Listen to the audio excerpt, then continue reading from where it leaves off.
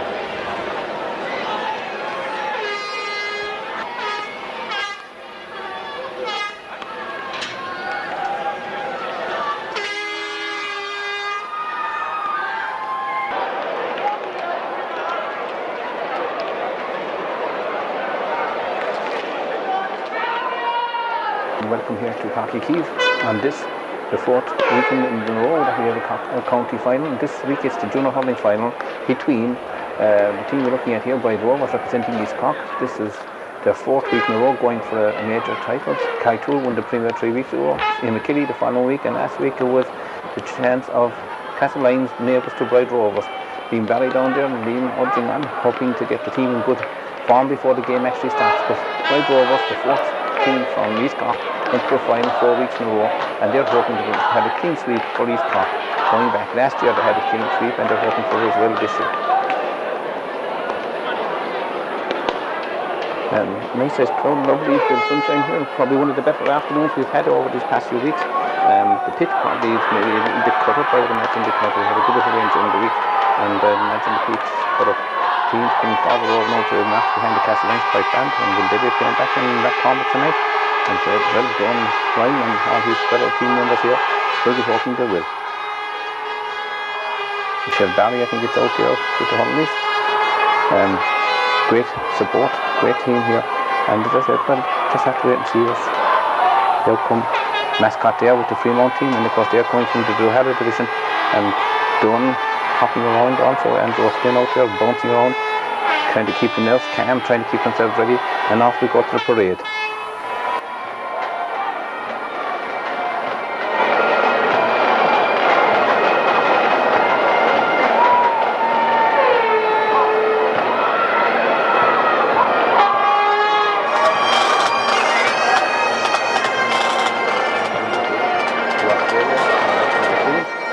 They're hoping that they'll be able to bring a memory of winning in East Cork, and also winning a Cork County Championship back with them when they go to Australia. Happy memories when they're over there, probably celebrating on the beaches at Christmas when we were here freezing in the cold.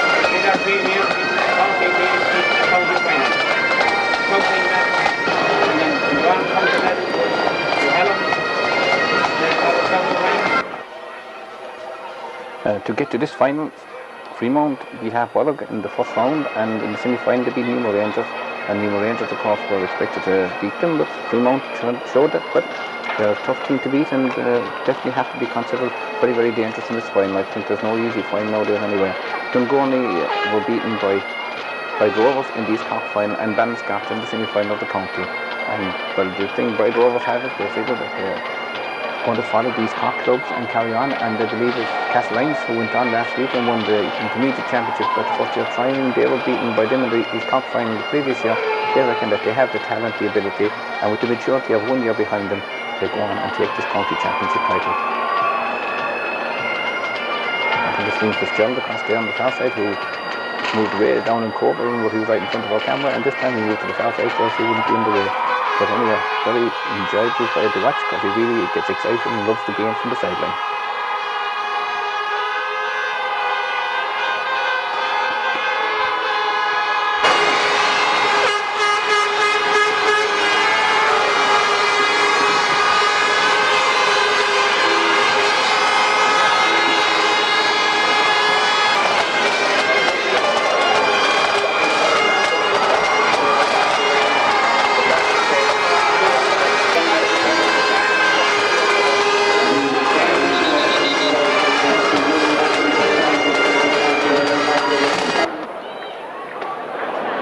Well, there's a great atmosphere, a great buzz around the park here this afternoon. Tom McCarthy down there, the trainer, who at the moment has taken over the coaching duties probably as well for Shawnee Barry, has had to go to Africa, and also the other selectors, Pat Heskin, the chairman, and Dennis Ahern. Well, they're all tense as the players at this stage, I'm quite sure.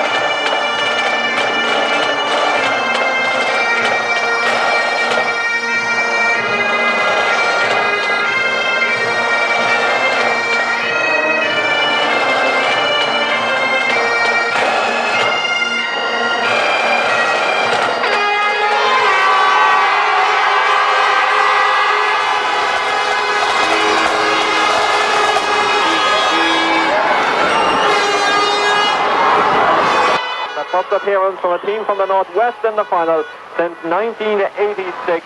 On that occasion, well, it wasn't a lucky occasion. We have to go back until 1969 since Candhock took the championship to the Northwest. Will it change today? The men of Red Rovers from Rathcormac and Bartlemy, the fruition of a dream for them as they bid to follow in the footsteps of Castlelyons 12 months ago. Willie Horgan, the master referee, is in the middle of the field, and we've said on so many occasions we've had wet, windy and rainy and dull and dark afternoons. Well, today in mid-November it's quite almost a perfect day. Conditions on the foot not the best, but on overhead, blue skies, the bright sunshine and magnificent colour. It's as good as a Galway Offaly All-Ireland. It's the green, white and gold of Red Rovers. It's the maroon and white of Galway. Rovers playing from right to left, attacking the city goal in the first half, and the men in the maroon and white from the Duhallow division representing Freemount will play into the Blackrock goal. Willie Horgan looks at the watch. He's checking just to see everybody is in position. The backs and forwards are in, and the match is underway. And straight away, it's the Broderick, one of the Broderick brothers, Brendan Broderick, who gets the first touch for the men of Freemount. Down the field to Pat Welch, the wing back,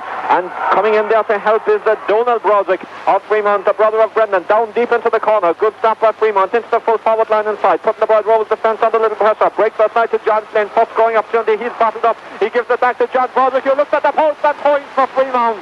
That perfect start for the men from the Northwest, and the Broderick brothers very much involved in that. We can tell you that Brendan, John and Donald are all involved. Two of them in the half-forward line. Donald, the cock miner, is playing in the middle of the field. Both teams lining out as selected. We'll give you the respective starting 15s in a moment, but firstly, Andrew Flynn, the Bride Rovers schoolboy, the 27-year-old buster, with his first touch in the county junior final, tucks the ball as far as the halfway line, batted down by Aidan Keane, better known as the footballer. Only as far as Pat Welch and Bat McHugh gets the top for Bride Rovers. It goes over there to one of the Murphy brothers in the attack. That's Padraig Murphy trying to get the brother inside. It's James Murphy at number 11 and centre forward. James Murphy finding it difficult to pick the ball up. He gets it inside a couple of yards. Aidan Keane goes for it, loses the flight of the ball, and into the breach it steps Mike Hogan. He's fouled, and there's a free in for Bride Rovers, and in fact the match referee Willie Hogan sees that particular foul serious enough to take the name of Michael Withers in the opening minutes of this particular final. While the referee is having a word with Michael, we'll give it a Freemount team. They've John Brennan in goal, Dave Hannigan, John Morrissey is the captain at fullback, and Michael O'Regan in the left corner. The halfbacks are Aidan Keane, Liam O'Flynn and Michael Withers. Matt Noonan and Joe Withers are in the middle of the park. Brendan Broderick, John Broderick and Donald Broderick, although I've seen a switch there at the half-forward line. John O'Flynn, Brian Murphy and Danny Murphy, the Murphy brothers inside. Now, first scoring opportunity for Jerome O'Driscoll, the top scorer for Bride Rovers. Can he draw the team's level? He strikes it well and true and over the bar from 35 yards out. And Jerome O'Driscoll hits his 24th point of the Junior Championship of 1998. He's also rattled in 2 goals as well for the Rovers from Rathcormac and Bartlemy. That's which I was telling you about. In fact, Joe Withers is gone to wing forward, and Donald Broderick is gone to midfield for Freemount. The first touch for the Freemount goalkeeper, John Brennan, 28-year-old goalkeeper, sending it down, batted down well by the Bride Rovers man over the far side of the field there, and is sent up the right-hand side of the attack again, and really battling into it now is Mike Hogan. Mike Hogan getting across towards Terry Broderick, man of the match in the East Cork final. Terry under a little bit of pressure to pick the ball up here. Freemount strong in the challenge, but it might break away as well towards Mike Hogan. This time Michael Withers gets it, comes instead to James Murphy. James Murphy again being battled up. Really Freemount challenging for every ball in the opening stages. The ball comes away though. It's a loose one, comes to the Bride Rovers man, Donald Ryan, and it's gone over the bar from the team captain, Donald Ryan. The Rovers are ahead by 2 points to 1, and that's been a feature of their championship campaign all season long. The industry and the forward excursions of Donald Ryan into attack, and there he struck over his first point of the afternoon, and we can see that throughout the course of the afternoon. Donald Ryan has contributed 5 points. There's just a brief stoppage in place, so we'll give you the Freemount team. The Bride Rovers team is Andrew Flynn, has Anthony Cahill, Niall Fitzgerald and Alan Broderick as his full back line. Then we've Pat Barry, Barry Murphy, Liam O'Kelly, Gina Flynn, Pat Welch in the half line. Donald Ryan and Bat McHugh into the starting 15 today after a series of brilliant performances having been introduced as substitutes. The Murphy brothers, Padraig and James, are joined by Mike Hogan in the half forward line, and Jerome O'Driscoll has Sean Ryan and Terry Broderick inside in the full line. The game has just resumed, and John Brennan pucking the ball, and it's Donald Ryan, very strong, very powerful, gets the ball, sends it way up the field towards the brother Sean in the full forward position. Sean laying the ball off to Terry Broderick, a lovely first time strike. The direction has gone away right and wide, a chance for a breather and a chance too to get the Ollie Toaster, our match analyst this afternoon. A game between the Northwest and the East, and here's a man from the North, Dick Matthews. He is indeed, John, and a bright start to this game, as we expected, I suppose. These are two very committed teams. They're here in Merritt today, and obviously it's a great day for the junior clubs, as we were saying earlier on. Great day. Both teams never before here in Páirc Uí Chaoimh, I suppose, have played at any important games here anyway. And I suppose for Rovers, even though they'll be going into his favourite, Freemount would also be coming up here, even though it's a bonus to be in the final for Freemount. But nevertheless, they're going to come up here now. They see that there's only 60 minutes to go, and that they could be our county champions. So all to play for here, and had a very bright start to this game, John. Freemount was their first time to this bright run coming back. So I think we're in for a good game here, John. And as you see, the ball has gone out over the line there. It looks like it's free to Freemount down here beneath us. In fact, the referee has just blown his whistle, Willie Hogan. In fact, the ball has gone out over the line. I must tell you about weather conditions here. As I said, overhead they are very good, but certainly just near side of the field, the covered stand side of the field is very, very heavy. It's like really that half of this pitch is indoors and half of it is outdoors, because near this covered stand side of the field, very, very heavy, whilst across on the far side where the sunshine has been shining there since early morning, certainly ground conditions much, much better. Sideline cut to be taken by Donald Ryan, very influential in the game so far. So his midfield partner, Bat McHugh, who sends the ball inside, broken up by Michael Withers. Withers loses the ball to the Murphy brothers. James and Padraig together to break away towards Padraig, who shoots and scores for Rovers. Third point of the afternoon for Bride Rovers, the first one for Padraig Murphy, the wing forward, and certainly Bride Rovers, who a shot out of the traps in lightning pace against Ballinascarthy in the semi-final with 3 points early on, have done likewise here this afternoon. There has been a response though from Freemount. They remember scored the first point, so after 5.5 minutes it's 3-1 in favour of Bride Rovers. From the puck out, it's won over there by the midfielder Michael Withers, getting the ball inside, cleared out again by Bride Rovers, and already there on the attack. Already it's johnnied up towards Terry Broderick. He is a real handful. Terry Broderick has Aidan Keane nearby. Broderick sends the ball dangerously inside into the chest of the goalkeeper, John Brennan, who comes out from goal, and he lays the ball off very quickly towards his full-back and captain John Morrissey, who sends it down the line towards his right half forward Brendan Broderick, who keeps it going. A good fast delivery inside into the direction of the full forward Brian Murphy. Behind him is Niall Fitzgerald, the former St. Coleman's College star. From wide, the cornerback is there, Alan Broderick for Bride Rovers. Alan Broderick trying to get it out. It's gone towards the wing-back Pat Welsh, who's 50 yards out from his own goal. Does well to get away from two Freemount players, but eventually he's beaten, and the ball is whipped inside in the direction of Danny Murphy, but Danny Murphy directs the ball only into the left corner back of Bride Rovers, who's Alan Broderick back there. Covering has the time, but he doesn't clear it very well. Liam O'Flynn, the club secretary, has the ball. He lays the ball off very quickly towards John Broderick. John Broderick, though, is surrounded by 3 Bride Rovers players, and Barry Murphy, a big man at centre back, comes in and powers the setter up into the Freemount half of the field again in the direction of his brother James Murphy. Murphy is accused of fouling the centre back, Liam O'Flynn of Freemount, and there's a free out which Aidan Keane, who certainly has distinguished himself this season by striking the ball very, very long from defence into attack. He's a free specialist in every sense of the word, and Aidan Keane, who scored 3 very, very valuable points against Nemo Rangers in the semi-final, will be hoping to drop this letter in around the square. There's a lot of height, and the sun is in the eyes of the Bride Rovers defence. Batted out towards Pat Barry, breaking away in there towards John O'Flynn, bottled up in there very quickly by Pat Welsh. Again, he tries to get the ball to a colleague, but Bride Rovers are peaked up in defence there, and Pat Barry running across the down goal, but the ball will come towards Brian Murphy under pressure. Brian Murphy's shot goes away right and wide, but in fairness to Brian Murphy, he was under a lot of pressure from Niall Fitzgerald as he struck it, so the shot has gone to the right and wide of Andrew O'Flynn's goal. Bride Rovers en route to this particular championship final. Well, in East Cork, they had a comfortable opening against Cloyne before then, accounting for Carricknavar and Watergrass Hill on the way to defeating Dungorney in the final. And from that puck out, Mike Hogan, the Garda, sends the ball inside into the right corner, occupied by Jerome O'Driscoll. Jerome O'Driscoll has the ball, gone out to the right hand side of the field to get the angle, to get the shot, to strike it in, but this time to strike it wide as Jerome steps for his second score of the afternoon. The 20-year-old student who certainly has been very, very influential for Bride Rovers since he came onto this junior team. They enjoyed a lean few years until last year when they reached the East Cork final and lost the Castle Lions, but the experience of that particular championship season has certainly helped the Rovers as they came through to win the title this season. A puck out from John Brennan. John Brennan's ball goes down the field, won by Pat Welsh, the wing back of Bride Rovers, who tries to get it inside towards Padraig Murphy. Padraig Murphy comes across from right to centre, and Padraig Murphy gets the ball, but he's hooked by his immediate marker, Michael Withers. Still Murphy gets the second attempt inside to the brother James and flicked out towards Terry Broderick.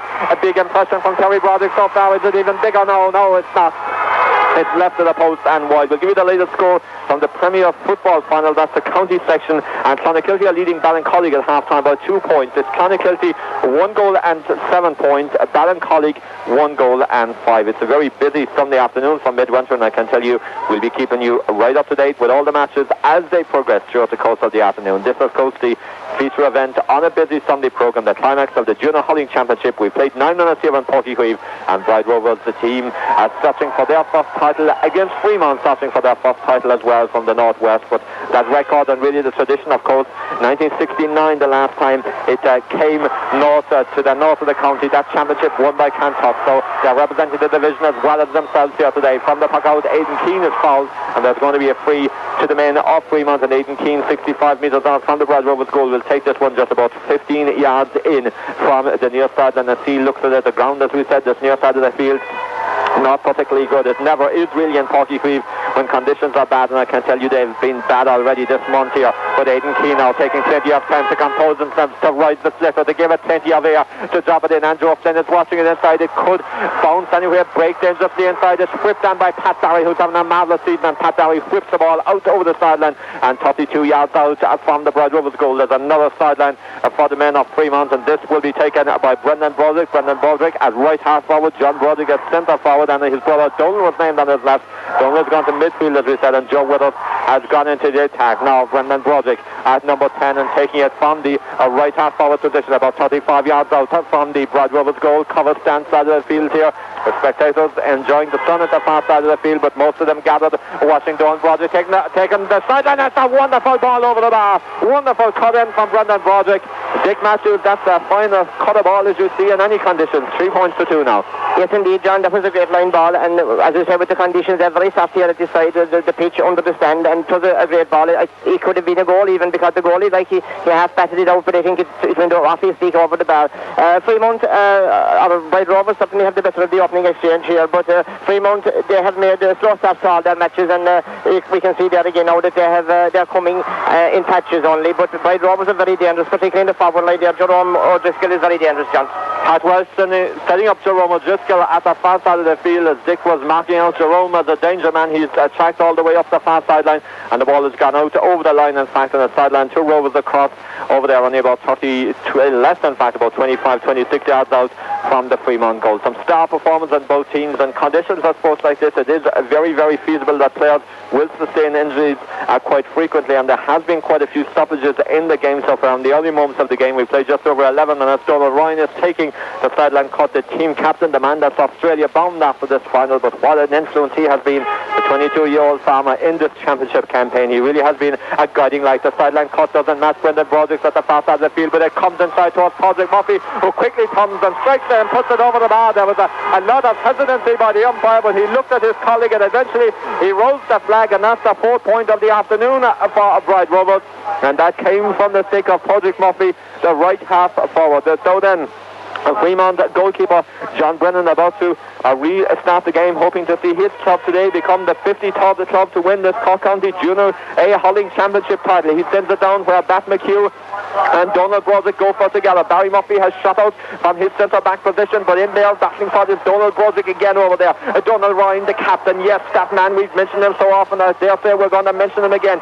Kicks the ball across in the direction of Mike Hogan. Is picked up in the right half-forward position, almost a little deeper by Brendan Broderick, who sends it into the right corner, and John Flynn just at store a march on Pat Welsh for a moment. Pat Welsh is back there, so too is Alan Broderick. John Flynn does well, good player this man, gets it inside to Broderick, who's continued to run to the edge of the exclusion zone. It will come back out again towards the midfielder. The midfielder Joe Withers gives it down the line again. He tries to give it down again. Barry Murphy is there wearing a knee bandage. Liam O'Kelly wing back strikes it up towards his brother James. James pulls on the ball, but the referee says he also made contact with Liam O'Flynn, and there's going to be a free for Freemount just a couple of yards inside the Bride Rovers half of the field, and Aidan Keane might fancy the target for this one. Keane, as we said, who was just a little short with his previous effort. He already, of course, has played here in Portycreeve with Duhallow in the county senior football final and won a Limerick medal, of course, as well with UL earlier on, so he'll be involved in divisional and Munster Club Championship action later on in the season. Aidan Keane striking this one. Will it put his team within a point of Bright Rovers? It will. It's a great strike of a ball, and one has to be impressed. That's a super free by Aidan Keane, and through to the sideline cut a little run from Brendan Broderick. Yes, indeed, Freemount taking their chances when they're presented to them so far here. We've played just over 30 minutes in 43. 103 FM County Sound across Cork County with a climax to the Junior Hurling Championship season. Watching Donald Ryan flicking the ball inside towards James Murphy. James Murphy doesn't get a clean strike on the ball. Podrick, the brother, runs onto it. Podrick Murphy picks it up now, 30 yards off from goal. A great block down eventually coming in from Aidan Keane there, and he's chasing over there again to try and get the ball off his mark, but eventually the ball got inside to Podrick Murphy from a very acute angle. Podrick sends it right to the post and wide. Dick, I suppose, territorially, Bright Rovers a little bit on top, but there's very little between the teams. There's very little between the teams, John. Bright Rovers, I suppose, in the forward line, all right, just seem to be, as we said earlier on, Podrick Murphy there and Jerome O'Driscoll, they're playing very well opposite one another there on the far side, and Freemount seems to have a bit of difficulty getting there first to the ball, but when the ball went in to the other side, in the Bright Rovers back line, they are strong, they're very strong, they're clearing him out, well, they're clearing him out to the wings, which is in junior level you wouldn't see it happening too often, maybe that didn't rush out to central, but these are playing out to the wing, and I think Bright Rovers certainly have the better of this first half, but it isn't over yet. Bright Rovers on the attack again. Mike Hogan sending a dangerous ball across the face of the post. One well inside by Jerome O'Driscoll. Behind them very quickly is Michael O'Regan. A good challenge by the Freemount man, and he's won the free out there, and that was real danger because Bright Rovers really built up an attack on the left-hand side as they went in. The ball sent inside, and the referee Willie Hogan said that there's going to be a free out there. Bit of a wild challenge there by one of the Bright Rovers players, and there's a free out for the goalkeeper, John Brennan, to restart the action. But that did look dangerous because the ball found itself towards Jerome O'Driscoll. He got a great goal against Ballinascotty. I'm sure for 1 second he was thinking maybe of repeating the dose there. From that clearance down the field by John Brennan. Back McHugh deserving his place after some wonderful performances at substitute. Inside towards the full forward, Sean Ryan.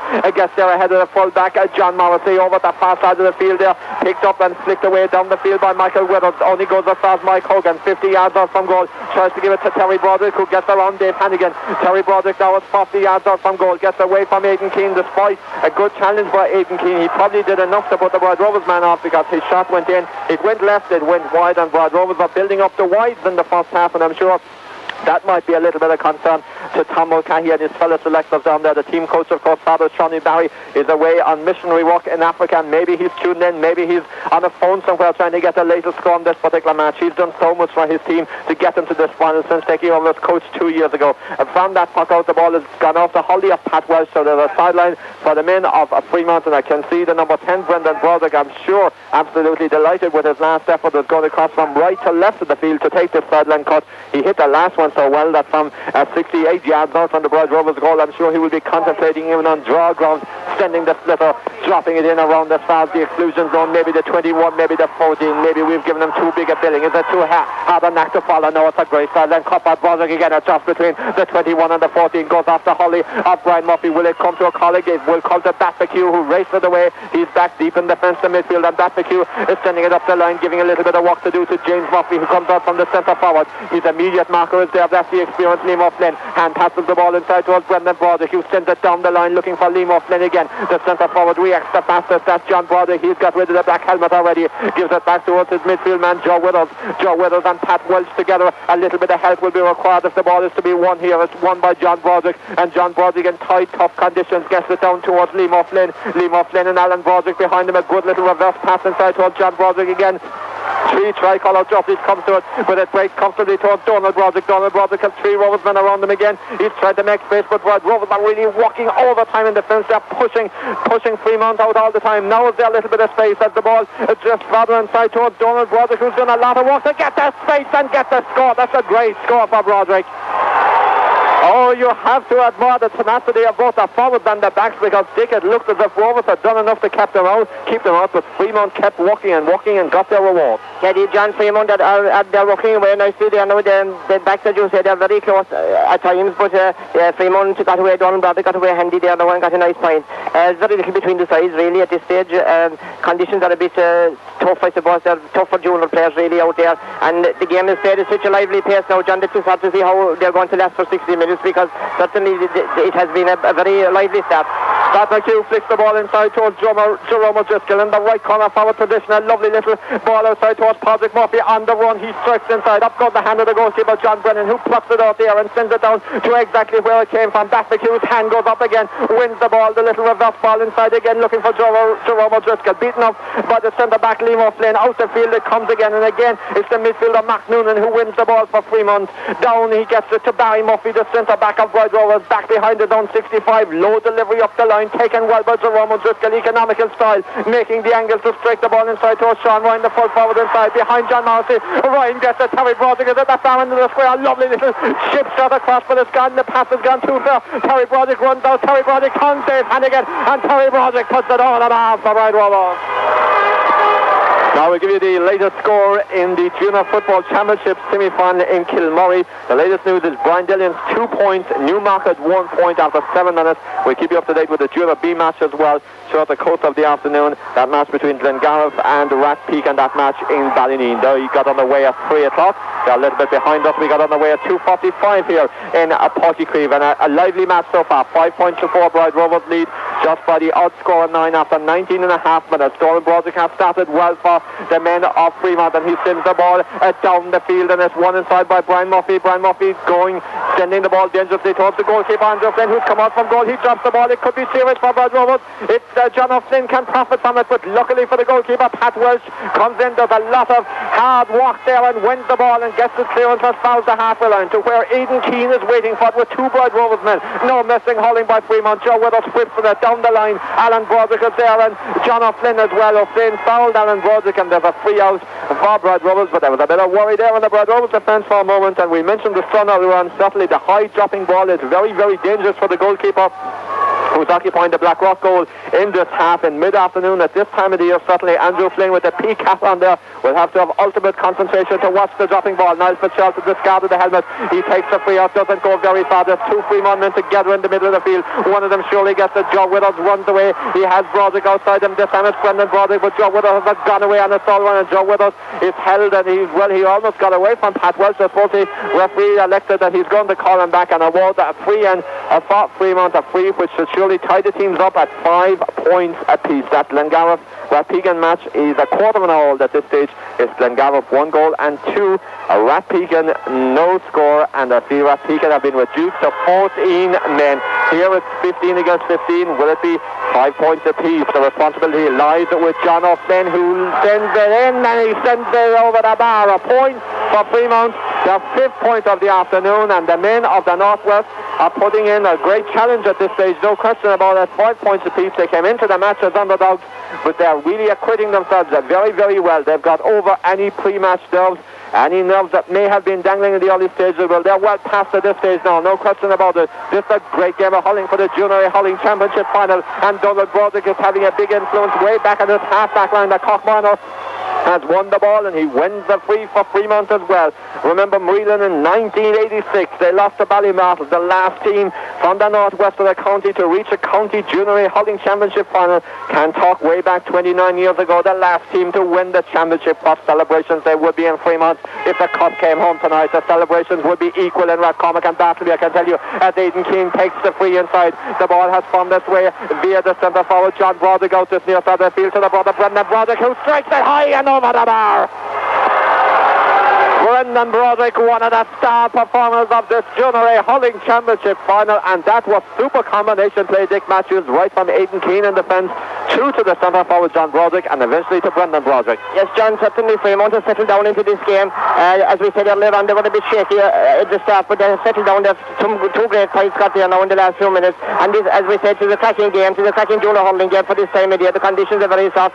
Nevertheless, there's some great hurling in it, John. I see that Donald Broderick has gone to midfield by the looks of it to mark Bat McEwen. He's winning a lot of ball there as well. He's won the last 2 balls. He's won this one again. His delivery is low this time inside to the brother John, who keeps the ball moving. He flips it across towards Joe Withers, who's running on there in his left half forward position. Over there for Bride Rovers defending is Anthony Carl and Pat Barry as well, but Joe Withers has it right out in the touchline. He drops the ball dangerously inside and over the bar again. Some wonderful scores have been witnessed here in Portycreeve, and yesterday Pat Cutton in our sports programme well. He said, I don't worry too much about these guys going to Páirc Uí Chaoimh. There's just 2 sets of goalposts there, and the pitch, well, the stadium may be a bit different, but the pitch is the same as any other one. And Pat, well, your lads have certainly proven you're right today. They're making light of their noose around, just striking points from left and right, and they're on the attack again. This is a great period for Freemount. Joe Withers to Brendan Broderick. Pat Welsh breaks it up. White Rovers need to try and steady their challenge with a score or two. Barry Murphy might be the man to do that, but the ball has gone back towards his own goal. It's sent out by Alan Broderick from the left corner back position out towards the sideline and the 21-yard line over there. Kept in play by Dan Murphy. Dan Murphy gives the ball back at the far side of the field towards John Broderick. Shot is blocked down over there by Pat Barry, who's tenacious. Pat Barry is tenacious, but so too are Freemount. Bat McHugh is back in defence now, trying to help the Bright Rovers defence, and Bat McHugh does well. Shows the split over the shoulder and sends the clearance 60 yards up the field towards Jerome O'Driscoll over there. In there as well is James Murphy, but in comes Aidan Keane for Freemount, and Keane's clearance in the heavy ground goes about 10 yards. And only travels as far as Mike Hogan. Hogan's shot is blocked down by Michael Withers, who when he gets as far as Bat McHugh, but then Torrin Withers blocks the shot down again, and this time it comes to the brother Joe Withers. Joe Withers sends it across diagonally, a cross-field ball. Pat Welsh is there. Pat Welsh tries to control the ball, the left half back for Bright Rovers. Eventually, despite the attentions of 2 opponents, he gets the ball, but it's after finding its way back again to the full forward for Freemount, who's Brian Murphy. He looks at the goalpost, he hit it rather hastily, and it's gone away to the left of the post and wide. Now the County Junior B Camogie final is on today. It's half-time in that match, and there's good news from Milford. 6 points to Milford, 1 point for Barry Orr. That match is on at Nemo Rangers grounds. I'm sure Dick Matthews will be celebrating there, as Milford have taken the advantage at half-time. Here it would be brave to predict the interval position with 6 minutes to go. Freemount lead Bright Rovers by 7 points to 5. The ball is right in the middle of the field with Mike Hogan, who doubles on it towards Terry Broderick, who gets there ahead of Dave Hannigan, but the connection isn't great. Dave Hannigan is back there as well, gets this free out, and there's a free out. Sean Ryan accused and a push in the back there on the cornerback of Freemount, Dave Hannigan, and the goalkeeper John Brennan is already making the 30-yard jaunt from his goalkeeping position right out towards the cover stand side of the field here to take this free out for Freemount in the bright white jersey with the bright red or the maroon number 1 in the back of the goalkeeper's jersey. Here's John Brennan. He sends the ball down the right-hand side of the Freemount attack to where John Flynn and Aaron Broderick should be together. The 2 of them are together. The ball will come out a couple of yards again. Battling for it there is Donald Ryan. Round is pushed on the back by Mark Noonan, and there's a free out for Bright Rovers 60 yards out from their own goal cover stand side of the field. Freemount, who are on the way to the final, defeated Castle Magner.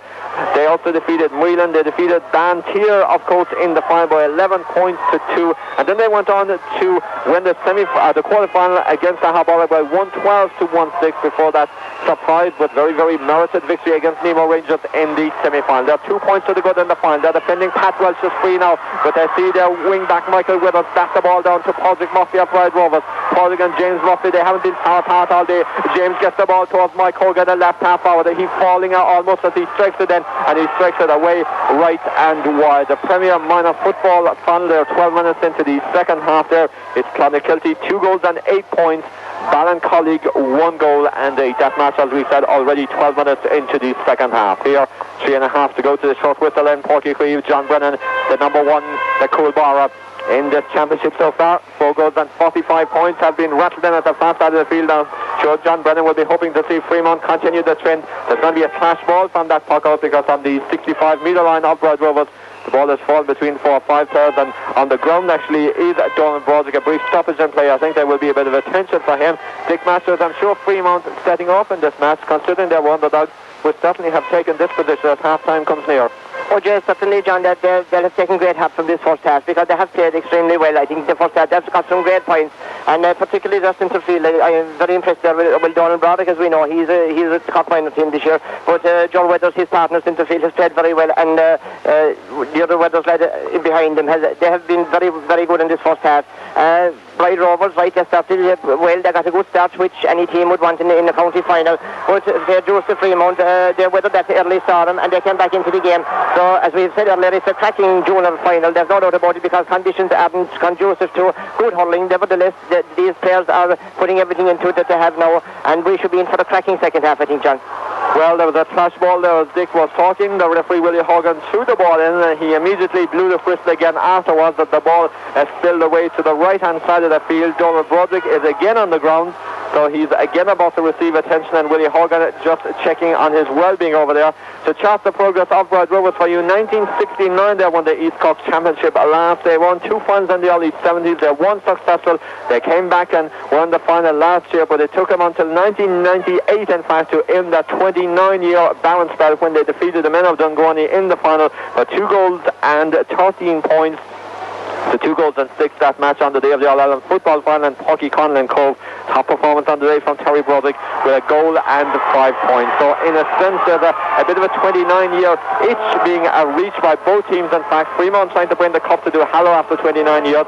Rovers have already, after 29 years, reached a landmark by winning the East Cork Championship. But Freemount have a free now at the far side of the field, and the free will be taken at the far side of the field. It's only about 60-70 yards out, in fact, from the Bride Rovers goal. Again, the heavy condition there. Taking the free was Aidan Keane. He didn't lift it first time, but the second time he just scooped it down the line, and he's reached Dan Murphy, who's shown good skills to get around his marker, Anthony Cahill. He's striking the shot goalwards. He puts it in and puts it left and wide. But again, just an example of the conditions there. Aidan Keane failed to rise the ball, but he reacted quickly enough to poke the ball inside to the corner forward, who showed lovely skills, Danny Murphy. But Danny's finish didn't match his attractive approach walk. The goalkeeper, Andrew O'Flynn, puts the ball out there. Again, the heavy side of the field, the covered stand side of the field. And it comes to Pat Welsh, the left half back of Bride Rovers. Pat Welsh strikes the ball up the field. It drops 50 yards out from the Freemount goal. Out from goal comes Sean Ryan, but no nonsense hurling by John Morrissey, the full-back and captain, whipped it on the ground, and it travelled 60 yards down the field. Mark Noonan going for it. Mark Noonan beat by Donald Ryan, getting the ball inside. Donald Broderick outstanding for Freemount in midfield. Again wins it. He sprays the ball across towards Dan Murphy. Dan Murphy and Anthony Cahill together. Danny Murphy is the man of Freemount. Danny Murphy has the ball. Danny Murphy tries to get inside. Anthony Cahill stands up strong to him, and Anthony Cahill eventually sees Barry Murphy comes in, sees Barry Murphy win the ball, and he strikes it towards Pádraig Murphy on the halfway line. Pádraig Murphy this time loses the ball again. To have won again, I should say, not even lose it. It should be a credit to that man Broderick again, who's done great stuff. His clearance inside, drops on the edge of the square, won by Pat Welsh, who's hurling well as well in the defence for Bride Rovers. Out the field to another man who's hurling well, Joe Withers. Joe Withers inside towards John Broderick. John Broderick now 40 yards out from the Bride Rovers goal. 4, 5, 6 players goes in. This surely will be a clash ball. It will. Willie Hogan will go in, and 30 yards out from goal. I'm sure he's going to throw the ball in again. The Junior Football Championship match, a goal from John Paul O'Neill for Newmarket has given them the lead against Brian Dillon. It's 1 goal and 1 to 3 points after 20 minutes of play. More from John Tarrant in that match a little later on. Here from the clash ball, Bride Rovers go into an offensive position. A lovely strike of the ball from Mike Hogan. First time strike towards goal, but the first time strike just has a tail net. It's left, it's wide, and it's still 7 points for Freemount. 5 points for Bride Rovers, and we're almost at half-time here in Páirc Creeve. Could we be on the brink of a surprise? Well, we're on the brink of a surprise. Half-time's gone. Let's Bride Rovers can produce the goods late on in first half injury time. There may be a minute or two. We've already, in fact, played almost 60 seconds. Donald Ryan wins that ball, and Donald Ryan is strong, sturdy, tough, and a fine hurler as well. He wins a free for Bride Rovers, and Pat Barry, the long-striking wing-back, the man from Cormac, is about to take this free for Bride Rovers on his own 65-metre line. Pat Barry, star performer in the East Cork Championship, really broke Dungoney half with some wonderful clearance into the half of the Dungoney defence. Here he's coming over from right to left to strike this one. Sean Ryan goes up inside for Jerome O'Driscoll. Will try and get a touch on it. The centre back is there for Freemount. He's Liam O'Flynn. He digs deepest, and the referee says that will be the final action of the first half. It's been a very, very good first half from a hurling point of view. It's been exciting. There have been 12 points in it. 7 of them have gone to Freemount. And as we talk about points and goals, we'll tell you Glengarriff leads Rathpeak by 2 goals and 6 to 3 points in the Junior B Football Championship quarter-final in Ballynean. 3 minutes to half-time there. Here, as we said, we've reached the shot with the Dickers support, no question about it. Freemount came in as underdogs, but they've certainly done themselves and the Northwest very, very proud with their performance in the opening 30 minutes.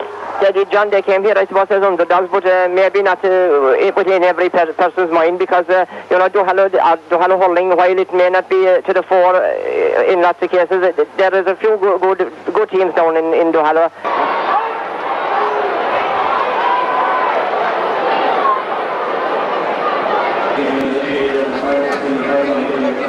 Around from the first half, and Pat Cotton, the coach, and Michael John O'Regan must be relatively happy down there as Willie Hogan restarts the second half with their team 7 points to 5 to the good.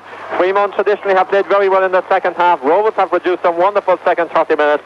It should be a marvellous game. Aidan Keane for Fremont sends the ball up the far side of the field, broken down by Pat Welsh over there as far as James Murphy. James Murphy getting the ball inside towards Donald Ryan again, low on the ground, almost on his knees. Donald Ryan now to Mike Hogan. Mike Hogan has come across towards the right hand side of the field, trying to dribble his way literally along the ground now, but stout defence again there by Liam Flynn, who gets the ball over the halfway line up towards the left corner forward position of Danny Murphy. Danny has come way out from goal, but he sees a Freeman inside. That's Brendan Broderick. Has Brendan got the range? He has!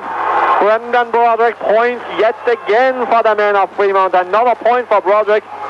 Very impressive performance so far by Brendan Broderick. His third point of the afternoon, and it's significant because Fremont lead by 8 points to 5. They lead by 3 as Andrew O'Flynn now with the sun behind him. It's after singing into the sky as well here in Porky Creeve at half time.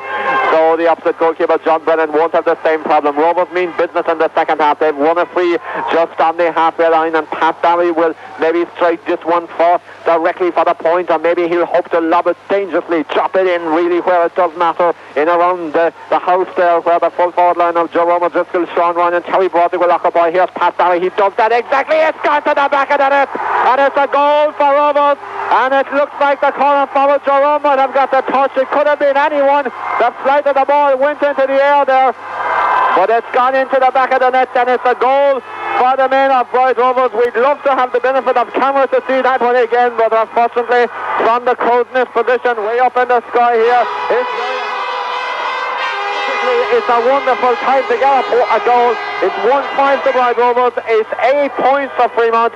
The ball dropped in there by Pat Dowie as we expected, and those full forward line, well, they've certainly had the ability to strike, and they did just that at the end of the field, trying to strike again. Is that Brendan Broderick, the goalkeeper this time, low at his near post. Andrew Flynn gathers the ball. It's a great final now. Out the field towards Donald Broderick. Donald Broderick 40 yards out from goal, dropping it in. Andrew Flynn comes out from goal again, goes off his Holly behind for a 65. What a start to the second half, Dick Matches. Yes, John, we really have a game in our hands now. That was, as I say, a dropping ball that came in from the central field. It seemed to deceive the backs and the forwards, really.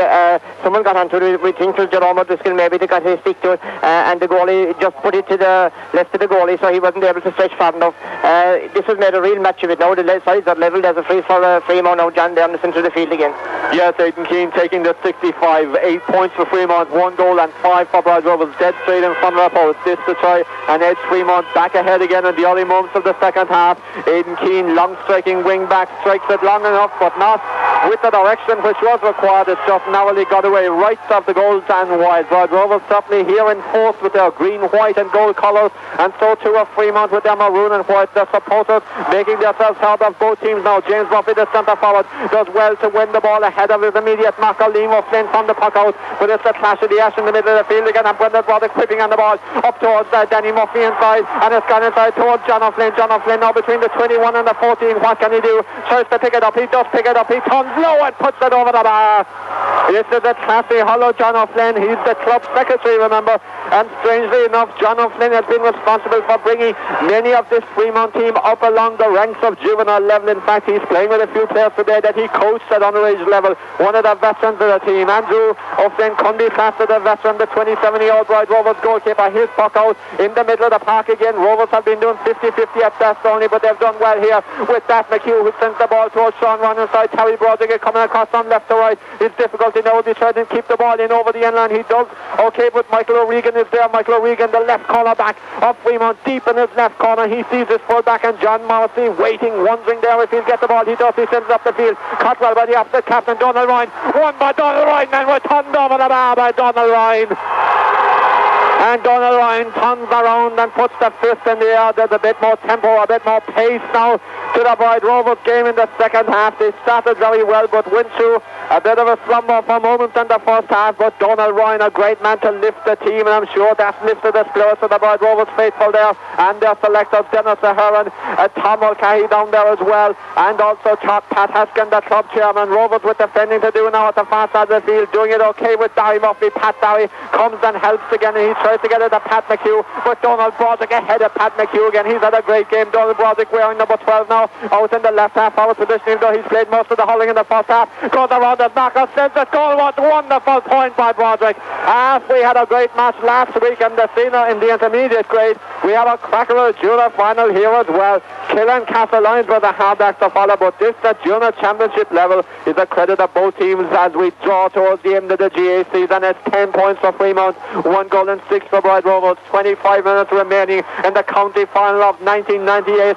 No need now for short hand passes or anything like that. It's fast direct hurling from both teams. They want to keep the ball moving. Aidan Keane trying to do that as he comes away from the fence. He's a real powerhouse there. He does very well to get away from two Rovers men. Sends it down now. Fitzgerald the fullback. The Bright Rovers fullback has the ball. John O'Flynn biting at his toes there, biting at his ankles to try and get the ball, and he bit a bit too eagerly there because of the free out. Niall Fitzgerald, St. Coleman's defender, who actually played with a Cork senior team a couple of weeks back when he and Barry and Murphy were rushed off pretty quickly to play in a representative match for Cork against the Ulster selection up in the north of the country, the day that after they played Ballinascarthy in Porty Rin. Niall Fitzgerald coming on as a substitute at half-time there to wear the red jersey of Cork for the first time at senior level. Pat Welch is the wing-back of Bright Rovers. Pat Welch from taking this free down the field towards James Murphy, flicks inside to John Morrissey. John Morrissey has the ball there, trying to clear it again. They're teak tough in defence, this Freemount team. They've got the ball away again, up the field by the centre-back, Liam O'Flynn. Again there with the man with the white helmet, very conspicuous, as Bat McHugh, a little bit too conspicuous, says the referee. A little bit of, the pulling was a little bit out of order there, he said. He's awarding a free to a Freemount, a free out for the men of Freemount to be taken by the left half-back. That man is Michael Withers. The scoreboard is 10 points for Freemount, 1 goal and 6 for Bright Rovers. Michael Withers, good strike of the ball again. It's been part of the characteristic of this final, really. The players have struck the ball very well from free. This one just about 30, 20 yards out from goal. Running with it there is Brian Murphy. He's gone in around the square, strips a heavy challenge from Niall Fitzgerald, and the referee awards a free end. There's been no quarter after given here, Dick. No quarter after given, John. This certainly is a tough game. As we said earlier on, he's going to go right down to the wire here, and there's very, very little between the sides. Free now for Freemount again, just about 35 yards out or so. But certainly it's a cracking contest, and I mean, looking at the field, the conditions, the field is cutting up a lot now there, John. John O'Flynn takes this one from the 21-yard line for Freemount. His team lead by 10 points to 1 goal and 6. He's trying to open up a 2-point gap. That he does. He puts it over the bar. They're going to extra time in that football match. In the minor football final, it's Clonakilty 2-12, Ballincollig 2-12. They're going to extra time because that, of course, is a replay. And in the Camogie match, 15 minutes into the second half, Barry Rowe have made a big comeback there. It's Barry Rowe 1-5, Milford 8 points midway through the second half. What a finale we have in prospect here in Porky Creve. There's a free to Bright Rovers from Andrew Flynn's puck out, and the free will be taken by Pat Welch, the left half back, on the halfway line, just about 5 or 6 yards in from the far side of the field. Now see, Rovers are about to introduce a substitute here. Will they give permission for that substitute to be made? They will indeed. Shane Hogan looks to be coming into the attack, and off goes Sean Ryan. In fact, it's the cornerback, I should say. Off the field is Anthony Carl, so into the defence comes Shane Hogan, and off comes Anthony Carl as Pat Welch sends the ball in around the square again. Park can't take our eyes off this one for a moment. The umpire has the hand up there. He's indicating it's wide, and it's a puck out for the men of Freemount. So the first change of the afternoon there. Shane Hogan comes in to play at right cornerback instead of Anthony Cahill. Fascinating finale in prospect. Both teams looking for their first title with a really, really proud hurling record. East Cork has dominated this championship, of course, in the 90s, and they're also top of the all-time order of merit as well, with Carritool having won 5 championships. Cove, Middleton and Cloyne also up there at the top of the hurling ladder, but Freemount hoping to dispel that myth today to try and bring the championship to the northwest. A man that's doing his utmost is Donald Broderick, who sends the ball inside towards Brian Murphy, who runs out from goal. Brian Murphy tries to poke the ball inside, but there is Barry Murphy standing up well in the centre-back position and finding a free-running brother and Padraig Murphy. Great challenge by the wing-back Michael Withers. Again, Padraig Murphy comes back at the second time. He sends it down towards Terry Broderick, countering inside towards Sean Ryan. Sean Ryan just outside the exclusion zone with the big figure of Aidan Keane is there again. Great performance by Aidan Keane. He to Liam Flynn. He in the middle of the field again to Joe Withers, and he to his midfield partner Mark Noonan, or his new midfield partner I should say, who's Donald Broderick. Broderick fouled again on the halfway line, and Broderick is certainly lifting the spirits of this Freemount team with his tenacious hurling, with his skillful hurling, and certainly he's won another vital free, and Aidan Keane steps out of the fence to step into midfield to take this one. 11 points for Freemount, 1 goal and 6 for Bride Rovers. East Cork has dominated this championship in the 90s. East Cork has dominated this hurling here, but at the moment East Cork has a bit of work to do to get over this very strong and doughty challenge of Freemount. But Rovers have a lot of heart and they have a lot of ability. Can they come later? Aidan Keane strikes in a vital free, but he strikes it crucially to the right of the post and wide. The length was no problem. There's no wind here in Porky Cleve. Hurling conditions are very good. The goalkeeper Andrew O'Flynn had seen a free man, Mike Hogan. He was left free because the free was taken, and Mike Hogan sends the ball inside dangerously. Now the goalkeeper stands his ground. The goal, that was almost a goal. Brilliant clearance off the line by Michael O'Regan. Magnificent clearance, and Freemount will surely clear now with the left hand back Michael Withers. But that is a wonderful clearance by the cornerback Michael O'Regan. Tremendous clearance. Pat McHugh with the ball to Pat Welsh. What a game we have now. Pat Welsh wins long clearance, raining in around the goal area again. Possession vital here now. Rovers have it, but they're going backwards to win it. Donald Ryan has it, been battled up by 2 men. Withers is one of them, Mike Withers.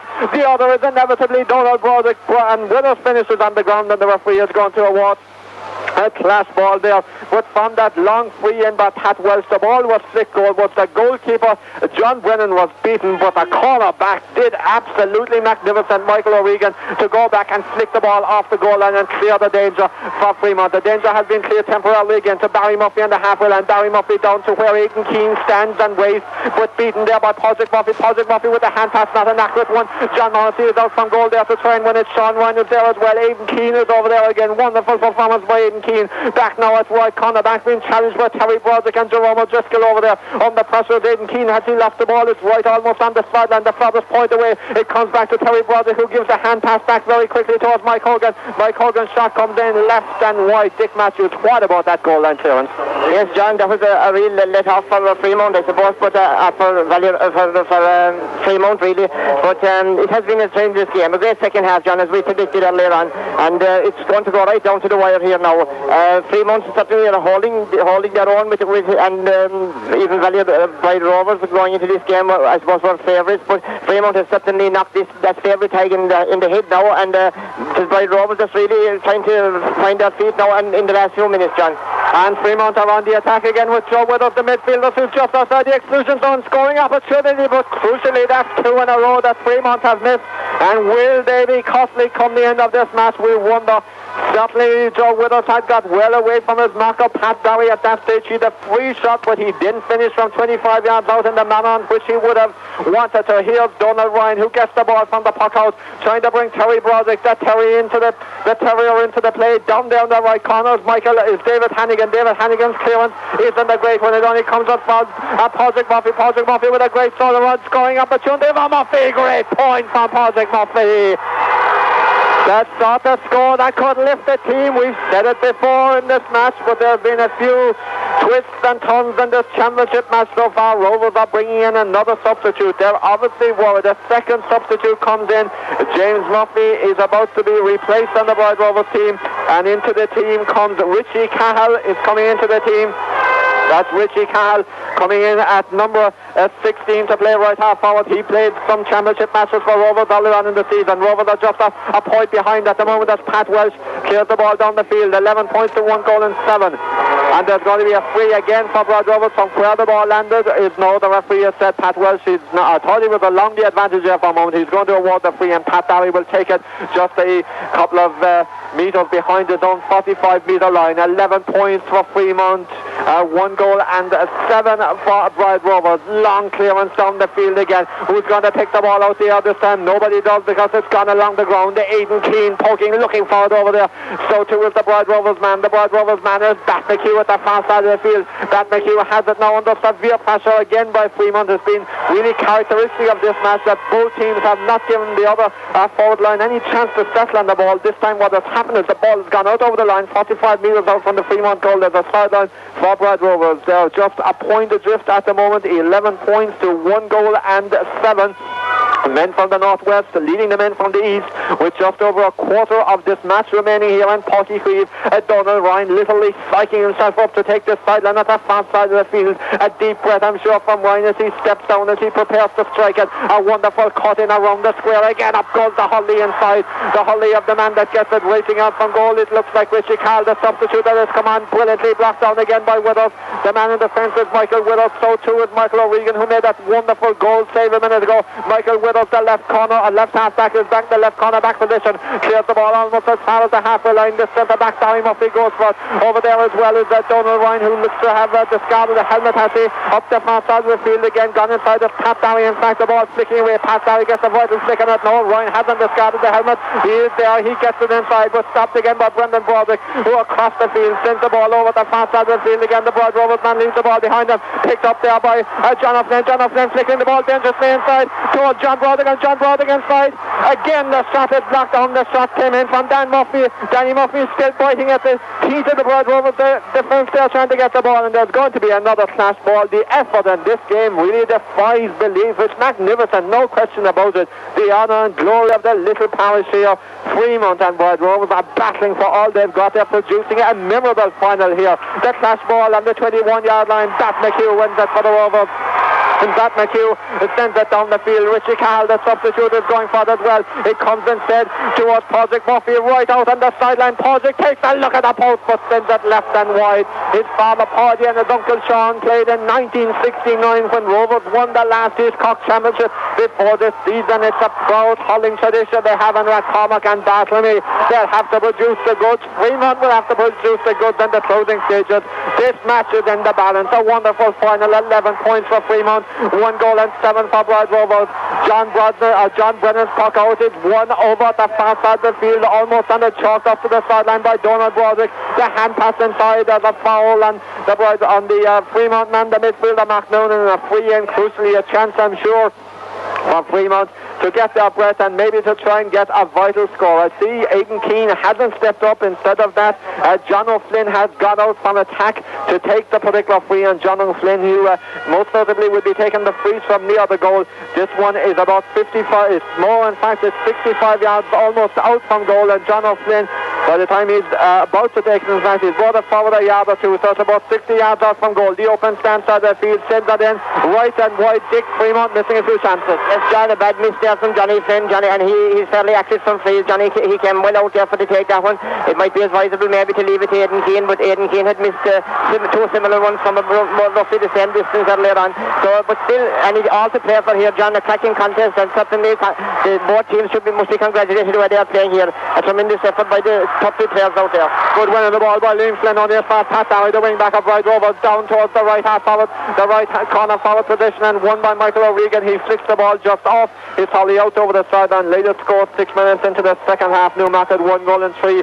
Brian Dillon's 3 points. That's in the County Junior Football Championship semi-final. Narrow advantage for Newmarket against Brian Dillon. Stoppage and play, just a little bit of running repairs for one of the Freemount men there. The latest score in the County Camogie final. It's all over, in fact, and Milford have defeated Barry Rowe. They finished well as well. Milford 2 goals and 9.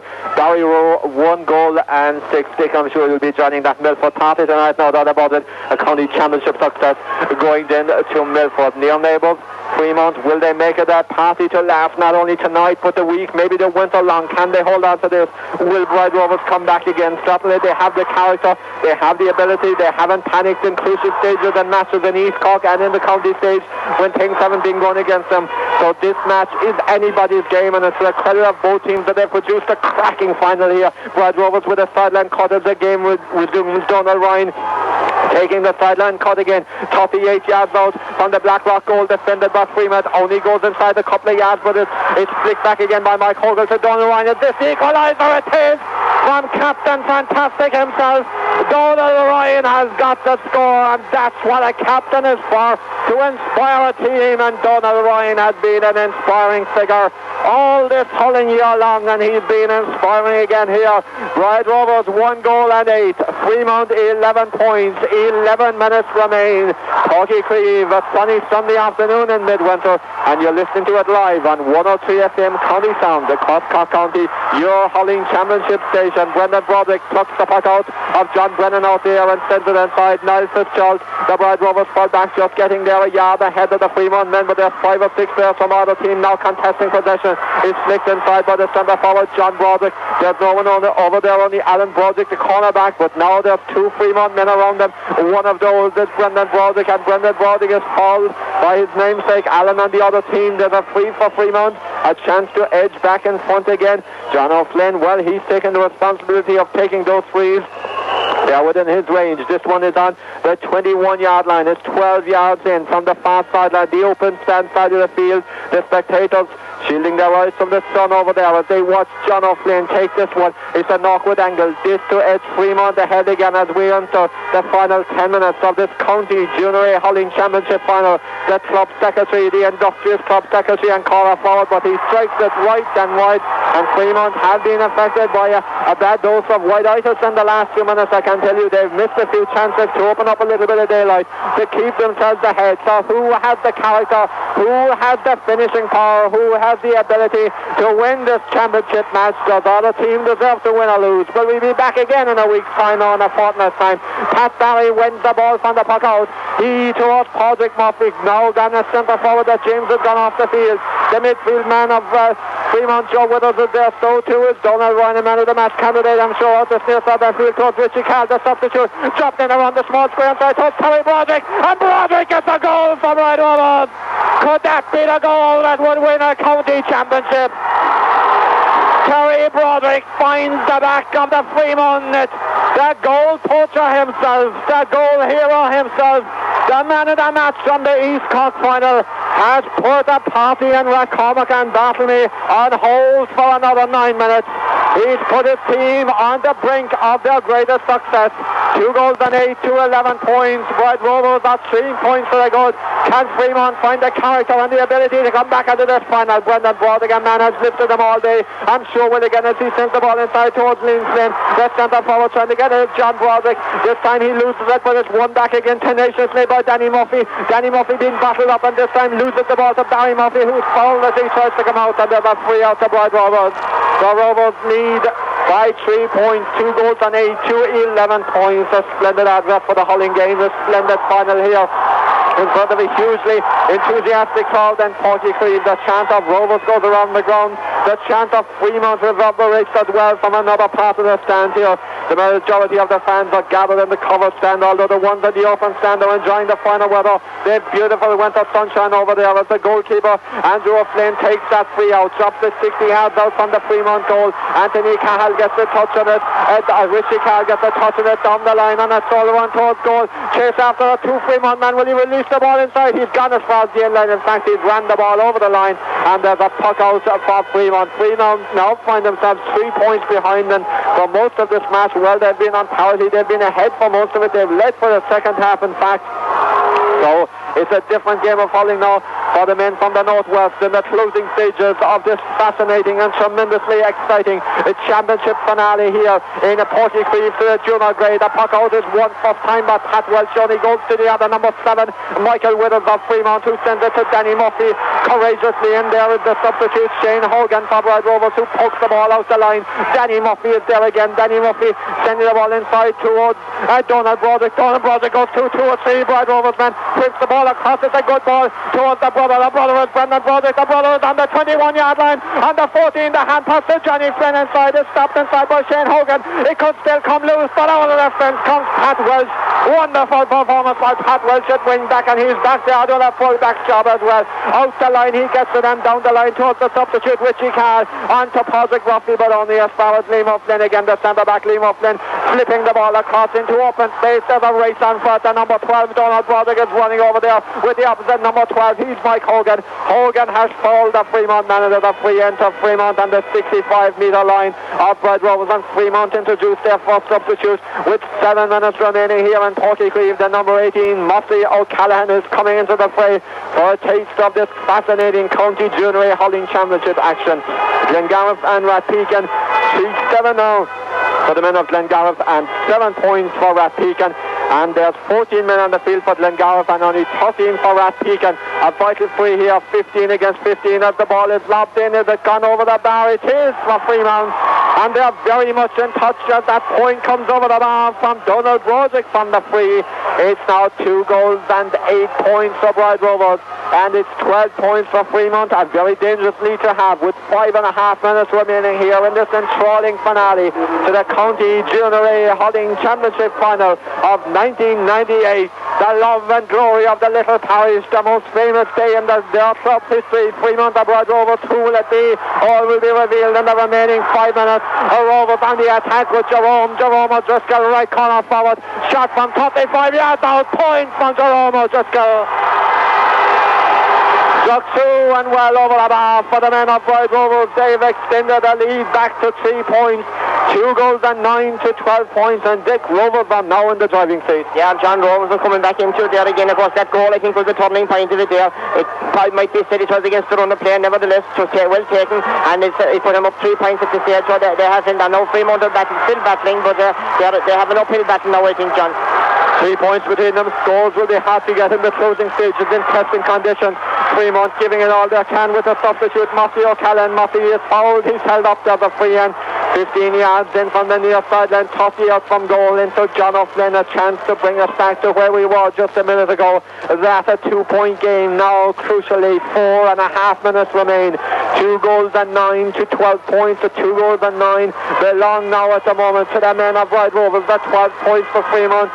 Johnny Flynn looks for a 13 points for Freemount. What a proud day it would be for him to win a championship medal today. A man that has given endless hours of dedication to the famous club. Johnny sends it in. There's a bit of a tail on it. The tail has taken it to the right of the upright and wide, and the green, white and gold flags rise a little bit more confidently now. It was nervous, it was tensive for Bride Rovers for a while. Freemount's flags well now. Their cause is getting a little bit more desperate as we enter the final minutes of this match. Just over 3.5 minutes remain here on Porky Creeve. 2 goals and 9 to 12 points. If you've just joined us, it's a wonderful final. The Bride Rovers cut out, and O'Flynn reaches the captain, Donald Ryan, who has had a wonderful final. 3 Freemount men come to him. One of them, the midfielder, Joe Withers, fouls them. There's a free to Bride Rovers on the chalk dust of the sideline, maybe on the mud of the sideline. The covered stand side of the field here in front of the Bride Rovers dugout.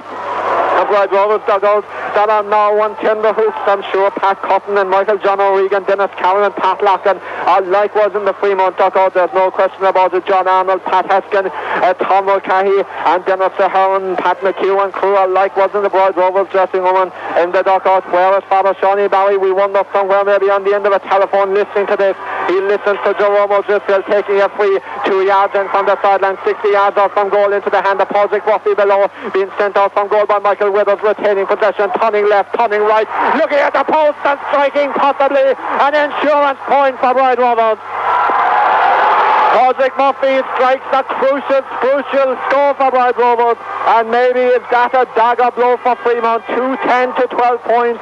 Will those game characters, those trusty warriors from Freemount come again? There's a foul on the Bride Rovers man who's won the ball, and there's a free out to the Rovers 50 yards out from their own goal, and the watch tells us over 2 minutes remaining, and Bride Rovers are now coming ever closer to a piece of illustrious club history, a piece of illustrious history in the annals of East Cork G as well. They're on the brink of a second clean sweep in successive seasons. Tom Mulcahy, what a great servant of the club he's been, is out there with final words of wisdom there. The under-21 Hurling quarter-final, Blarney, 2 goals and 6, 1 goal and 9 for County Rovers. So that's a draw in that particular match, and they're in injury time in that particular match. You have Tom Mulcahy, who played for many years with Bride Rovers, decided to put the Hurling in the cupboard at the end of last season and concentrate on training the team. Well, Tom, he's living the last few minutes out there with his team. He's like a 16-man out there with the bottle. He doesn't want to come off. He wants to savour this. Now he's coming to the line here. It's 2 goals and 10 to 12 points. Pat Barry takes a free, doesn't go very far. It was meant to be going over towards the Richie Cahill there, but it's only gone as far. Donald Broderick on the sideline. 2 Rovers men come over to him, and there's a foul on Donald Broderick, and there's going to be a free end on the halfway line. Donald picks himself up very quickly. from the top as well. The referee looks like he awarded a free. The linesman is contemplating a clash ball. I'm sure Willie Hogan is going to award the free. Yes, he is the free to Donald Broderick, just a yard or two in from the sideline, and the heavy sod now on the cover stand side of the field. Freemount needs scores urgently. Those scores that we said that they missed in the early and the midway point of the second half are now very, very costly, because the gap is 4. It's 2-10 to 12 points, and Donald Broderick sends this one, but the hands went to the head instantly. He knows it wasn't the best one he ever struck. It's gone left, it's gone wide. We have 42 seconds remaining in the County Junior A Hurling Championship final of 1998. Red Rovers 2 goals and 10. Freemount 12 points. The green, white and gold tricolour jerseys look like they will be flying high. The flags, the bunting looks like it will be flying high through the winter months, and Cormac and Bethany, unless Freemount can produce a fairy tale finish. Donald Ryan wins a great ball from the puck out and sprays the ball across to Old Sean, now in the left corner. Over there is Aidan Keane for Freemount, has had a great game. He's won a free, and there's a free out for the men of Freemount. Up the field is the Auburn now from the footballer Supreme from Duhallow and Freemount. He's a Huller Supreme as well. He's had a great game. Up the field he strikes the ball. Bat McHugh goes up, leaves the ball, slipped behind him. It comes to Brendan Broderick. Brendan Broderick on a solo run towards goal on the exclusion zone. Hooked brilliantly by Pat Welsh. Comes back again to win the ball on the ground. Willie Hogan says it's a clash ball. 30 yards out from the Bride Rovers goal. It's a case of what you have, you hold at this stage. The Bride Rovers dugout now are on their feet below. The cameramen are gathering around the dugout. It's a wonderful feeling if you're on the winning side, because you know that the time is now. You know your moment of truth is almost there. And for Bride Rovers, a club with a proud and rich and illustrious hurling history, this will be the finest moment in their hurling life. And yes, they won. They reached an intermediate final way back in the 30s, but certainly they've never matched anything like that with their championship performances in recent seasons. But now, as we have a Lindsay established for injury, Dick, it's a chance just for a breather. It looks like Bride Rovers Day. It looks like Bride Rovers Day now, John. But they're just to Freemount. They have played very well. I think they've played above themselves today, and they'll be very pleased with this display. But the Bride, I suppose, they have that bit of experience. Maybe they're coming across from, as you say, from the Immakelly division, who have been steeped in success in the last couple of years. It was a bonus, I suppose, for Freemount to get past the first round of this competition, and now they're in the final, and it's still going. Friday the parish is still there yet, John, even though there's 4 points between the sides now. And Bride Rovers have won a free out from the clash ball, which Willie Hogan just threw in. 31 minutes, 32 seconds to watch tells us the final action of an eventful, exciting and intriguing Junior Hurling Championship season is about to be witnessed here. Pat Barry gives it everything he has, strikes it down 50 yards, drops 50 out from the Freemount goal below. That full forward is back there battling for the love, the glory of the parish. That's that man Brian Murphy, and Brian Murphy has won a free out for Freemount. They need a goal and a point to stay in this championship, to keep their dreams alive, but time is not on their side. Time is rapidly running out as Michael Widows takes the free for Freemount. Up the field calls Brendan Broderick, who's tried his hat out. 2 Bride Rovers men come to him, stopping in his tracks. He's won a free in. The free is right out on the sideline. 1 goal and 4 Newmarket, 1 goal and 4 Brian Dillon's. 8 minutes remaining in a low-scoring junior football semi-final here. And here is Brendan Broderick right out on the sideline taking a free. Freemount need a goal. Willie Hogan looks at the watch. Bride Rovers fans hold on to their hats. I'm sure maybe missing a half beat, but they have 4 points of an advantage. It's a great advantage to have. The shot has gone in. The advantage is now 3 because it's gone over the bar from Brendan Broderick. The referee brings out the notebook. He puts the hand up, and Bride Rovers, the county junior hurling champions for the first time in their history. They may have been hot favourites, but they had to earn this championship the hard way. It was an eventful final, a magnificent conclusion, and today it's a sea of green, white and gold, and like the county of Offaly, the faithful county, the faithful followers of Bride Rovers are running in to greet their heroes. And a sad day for Freemount, who gave a wonderful effort today. Well, they sink to their knees because, my goodness, they gave such a magnificent effort. But Dick, again, on those occasions, there was a sharp contrast between victory and defeat. There is indeed, John, and indeed it has been said over the years that the Junior Championship is the most satisfying championship to win, and I think we saw it out there today. It must be a great satisfaction for Bride Rovers to win this one, because it was a tremendous game, and they have put on a very hard year. They have come through some great contests, and coming so close last year, I suppose, to their neighbours Castle Lions, and to see Castle Lions going on and winning last year and going on and winning the intermediate this year is a great incentive for Bride Rovers here today. Emma Kelly Hurling is still a very, very very high indeed. They did get a fright though. It was a tremendous game, and to be fair to Freemount, I suppose they are thrown down there on the field now. All the players are very, very disappointed, but I think they shouldn't be disappointed. Granted, you might get a chance of playing in a county final for a long time again. Nevertheless, they're really put in a marvellous display there today, and to be honest, near the end of it there, even though Rovers won, and it was the turning point of the game, I suppose, was that goal that possibly maybe one could say it was against the run of play. Nevertheless, that's the way the games are won and lost. But Freemount had their chances, and they missed a few obvious wides there. Johnny Flynn, to be fair to him, I know he's played a lot with Freemount, and he'll be very, very disappointed with some of those frees he took there. But that's the big day, that's the big occasion, and I suppose when you're up here in Páirc Uí Chaoimh, it's very easy to say up here in the stand where we are, you should do this, you should do that. But it's a big honour down there to have the Freemount as, and indeed by the Rovers as well, to be up here in the big stadium here in Cork today. And I think for the followers of both sides, and even for neutrals and anyone that saw this game, it was a tremendous game, John. If conditions were good and dry, and if it was a dry day, what kind of a game would we have? I wonder, because today you couldn't ask for anything more. The pride of the parish was there to be seen. They just threw themselves in front of everything, and some great individual performances on both sides. I suppose Freemount there with the young Broderick, the Broderick brothers, I suppose they were all in action there, and the two other brothers I thought had played very, very well. And inside in again, in the forward line, Brian Murphy was played very well. So, like, by Rovers, since they are there, there's no doubt about it. There'll be bonfires in Roscommon tonight going home, and I suppose disappointing for Freemount, but nevertheless, a marvellous game, John, and it certainly shows that junior hurling is very strong in the county. Well, the elderly gentlemen and ladies in Ballybor and Cormac often used to speak about a great day in the Toffees when Bride Rovers reached an intermediate final, having won 2 East Cork Junior Hurling titles in both 1930 and 1932. They went up the intermediate grade and reached the final in that particular season before losing to Loch Rovers. And since then it's been a case really of trying to emulate what had been done. They hit some lean times through the years before the club was reformed in the 60s and before it won a championship in the late 60s. And what scenes there were of celebrations when they were the dominant team in the Eastern Division in the late 60s and the early 70s. But they lost finals in the 70s. They went sadly into decline, and even through the 90s the situation didn't look good, despite winning a junior B grade hurling and football championship crowns back in 1993.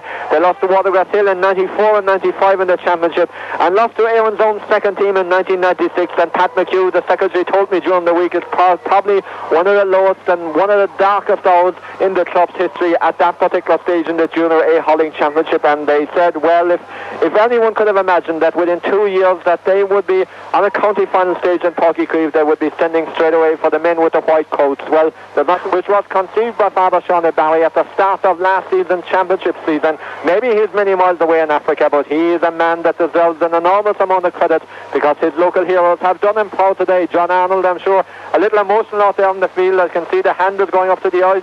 Very, very often out there. Pat McHugh, the club secretary, Pat Haskin, the selector, Tom Mulcahy, who really has been everybody's favourite Hurling Bride Rovers over the past 20 or 25 years. This is the moment that they will cherish.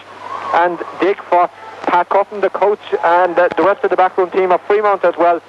As we said, disappointment for them, but no doubt, like Bride Rovers learned from their experiences last year in the East Cork Championship, Freemount will learn from today.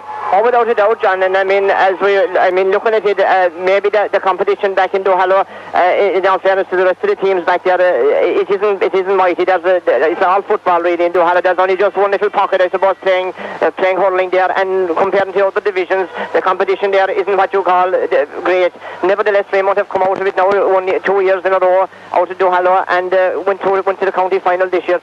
They will be very pleased with their display. I think, I suppose, obviously they're going to be disappointed tonight and possibly into next week, and they'll, as I said, they'll certainly rule those misses in frees, because they possibly had a chance of levelling the game with those frees. But I suppose in the overall balance, it was a case of whichever team would battle the conditions the best. And we were saying that earlier on, that the game started so fast that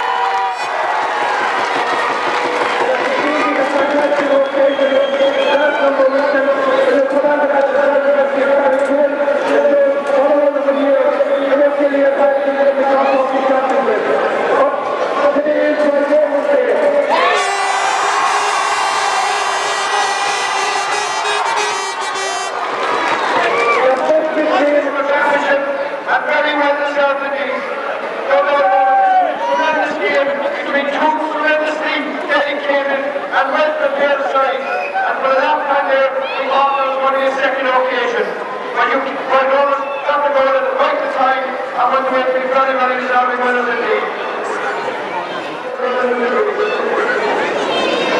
I hope you guys like the telephone line to go up there.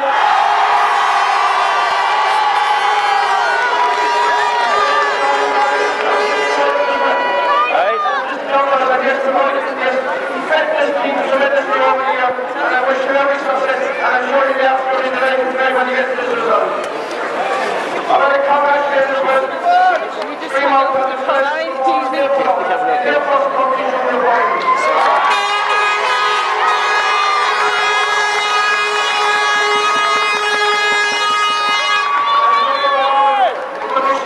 One of the very strong players in two teams gave outstanding performances. And I would like to just mention up how close we are coming in on the jogging on the speed over the last number of weeks, and we have just seen it getting on our monthly final days here. So congratulations to me in this end, and also to Willie Horgan on his very outstanding performance here today, and very sensible for making these decisions. And finally, don't jump now, John. The Religious Trophy here, the goal line, who has an outstanding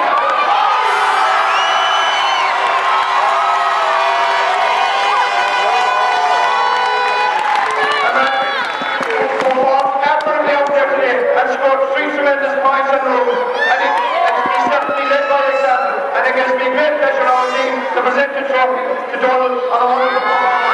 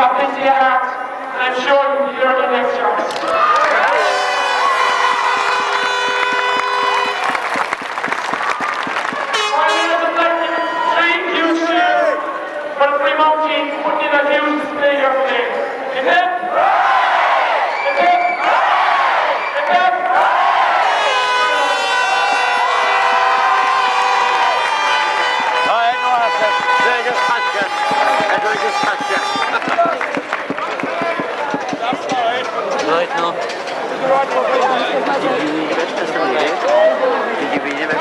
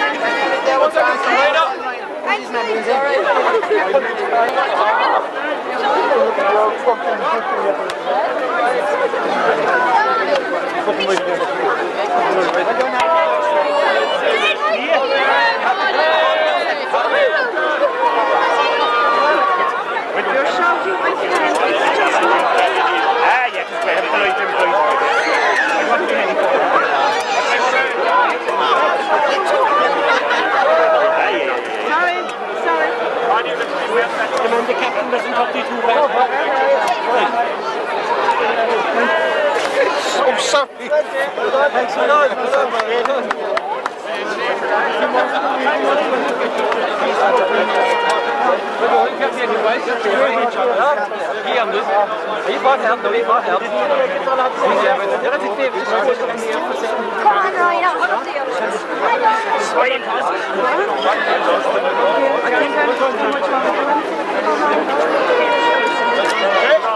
You're just not clear, but it's fantastic. I can't understand what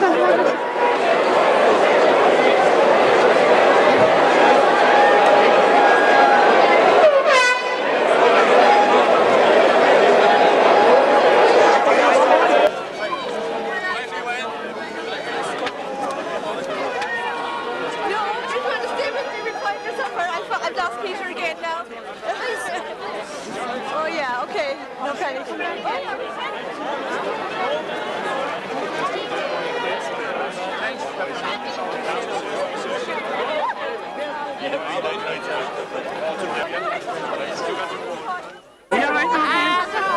You read the prices, yeah? Dear me, I hope you plenty light down the village for we tonight have now.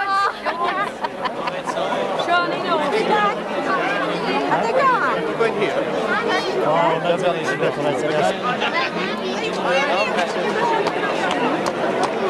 Hello. I saw you before, didn't I? Yeah. Oh, she's About last week. You tell about the interview. Get her ready now for the interview tonight. Where will I meet sort of each other?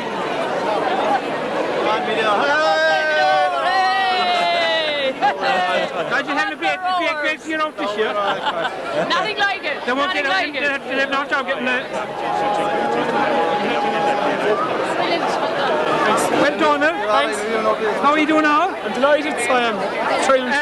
Something to bring to Australia with you? Of course, melted down now and I've been through the customs and all the grand. So a very tough game though, fierce tough conditions, of fierce weight under foot is unreal to go. We just kept going. Yeah. So and especially when you get an knock like you did, it's harder, isn't it? But we trained long enough. We've been training fierce intense since the last match. That was 5 weeks ago. And fierce tough, so we put a great effort in, and we only stopped training last Tuesday night, and it was our Wednesday evening, and it was really tough. So we deserved the win. Do you think all these young players don't know they want to carry on the same tradition? Why not? And they'd be crazy if they wouldn't. So. What do you think of them, lads?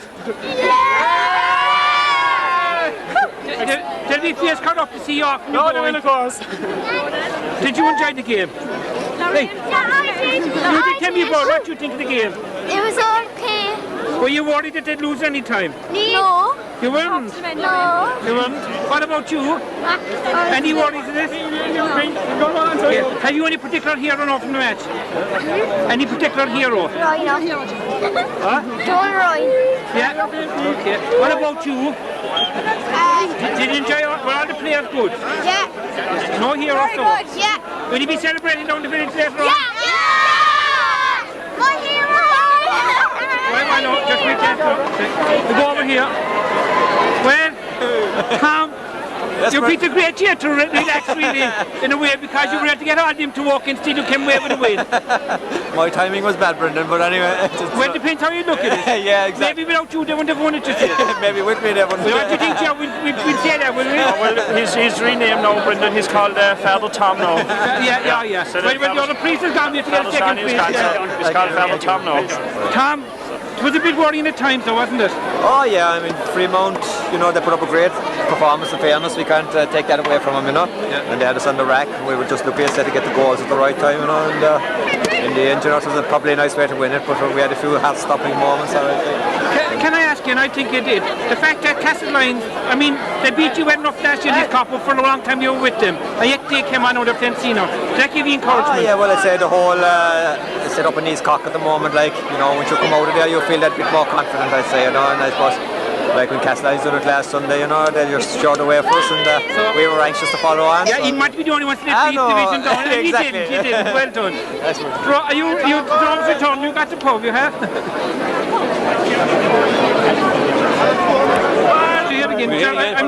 Celebration. You're always there. Yeah. Very enjoyable one again. It was a great game, it was indeed. And of course, Castletown North win the first one. Could have made the picture as well. I had an interest in that too, yes, it was very good. Not as good as the game at the second, but it was a win is a win. But if you was you 2 wins today. I had 2 wins today, I had, and one last week as well. Yeah, exactly. Sorry, it's Mike here. No, you ain't getting, you have to go at all, sorry. I can do it. Not at all, I'm getting you. Before I came off to get you. You won't say it now, will you? No? Fantastic. Did you enjoy the game or did you have time to enjoy it? Absolutely, so we had to enjoy it when we win. Well, but sometimes you don't have to be pounding for a while, won't it? I thought the whistle never come. yeah. I'd say that, all right. You can hear that tick-tocking below there, and I'd say the Rovers. Oi.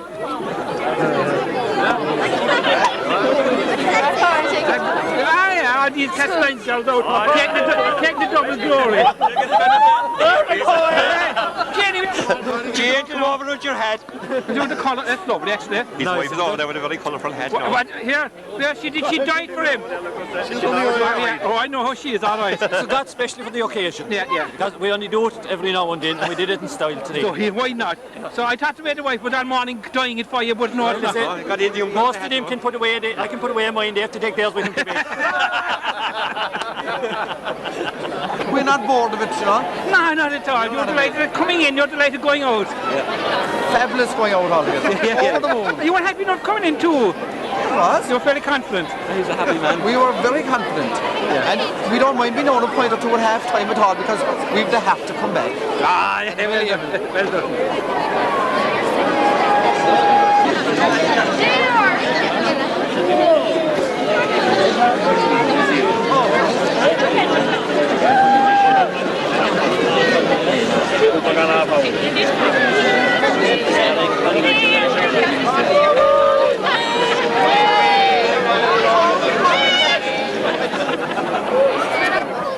Did you enjoy the game, Damien? Did you? Did it? Were you excited at the end? Yeah. Hello? Did you enjoy the game too? Yeah. Say up the Rovers. Up the Rovers, right. We'll see you next Cormac later. Yeah. Bye-bye. Cheerio.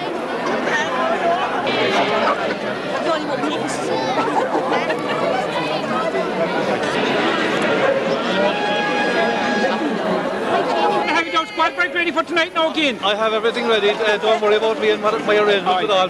Did I mind the camera? Neil? Yeah. Did you enjoy the game, Neil? Yeah. Were you excited at the game? Yeah. Did you think they were going to win all the time? Yeah. Okay.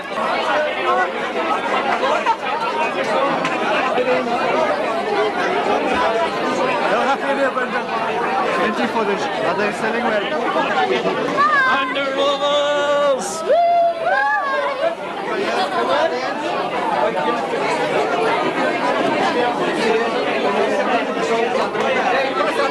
Well done, Tommy. I must say, fairness, just have to make the ground was great. 3 big matches and you're getting going. From Rackcormac Battlemere, isn't it? Brilliant, yeah, I can't believe it. Just unbelievable, like, I didn't expect this at all, but just brilliant, like, What I like some of the people saying to the spirit won it besides the skill, but today, like, it wasn't a great day for skill to come to the field, but the spirit really in the end, wasn't it? No, they had the spirit as well, like, they were just as good as us in spirit, like, and we just kind of got it in the end, like, thank God. Yeah. There's Podge Muffy there, who scored 4 points. Paddy, come here to me. Can you talk to me? You can. What happened? We get you home. Well, you would say I'm shouting all the time, you were? Come here. I know that. You were, at the beginning when the going wasn't as heavy and you were able to dash through very quick with the ball, but it got heavy as the game went on, didn't it? Here, who's picking on you now? Oh yeah, don't mind them for this. I got to go, I must have been his You won't talk, you were in McKinney 2 weeks ago. Right. And we were saying, well, you could bring the fourth one back and you have back to his cock this year. I have, yeah. That was great, like, there's great spirit in the club, like, and everything. And, you find it going tough out there today? It's probably savage. There's no way they should play the match before it, like. Yeah. The pitch is all cut up and everything, like, came through. You enjoyed the win? Oh yeah. 2 medals? Junior County Senior medal 1 year? Yeah. Great thrill? This is great, alright. Enjoy next year as well? Alright, yeah. Right. Right, thanks. Make sure you put this on television. Yeah, well, you're going to say something to me, yeah? I'll lead you one there.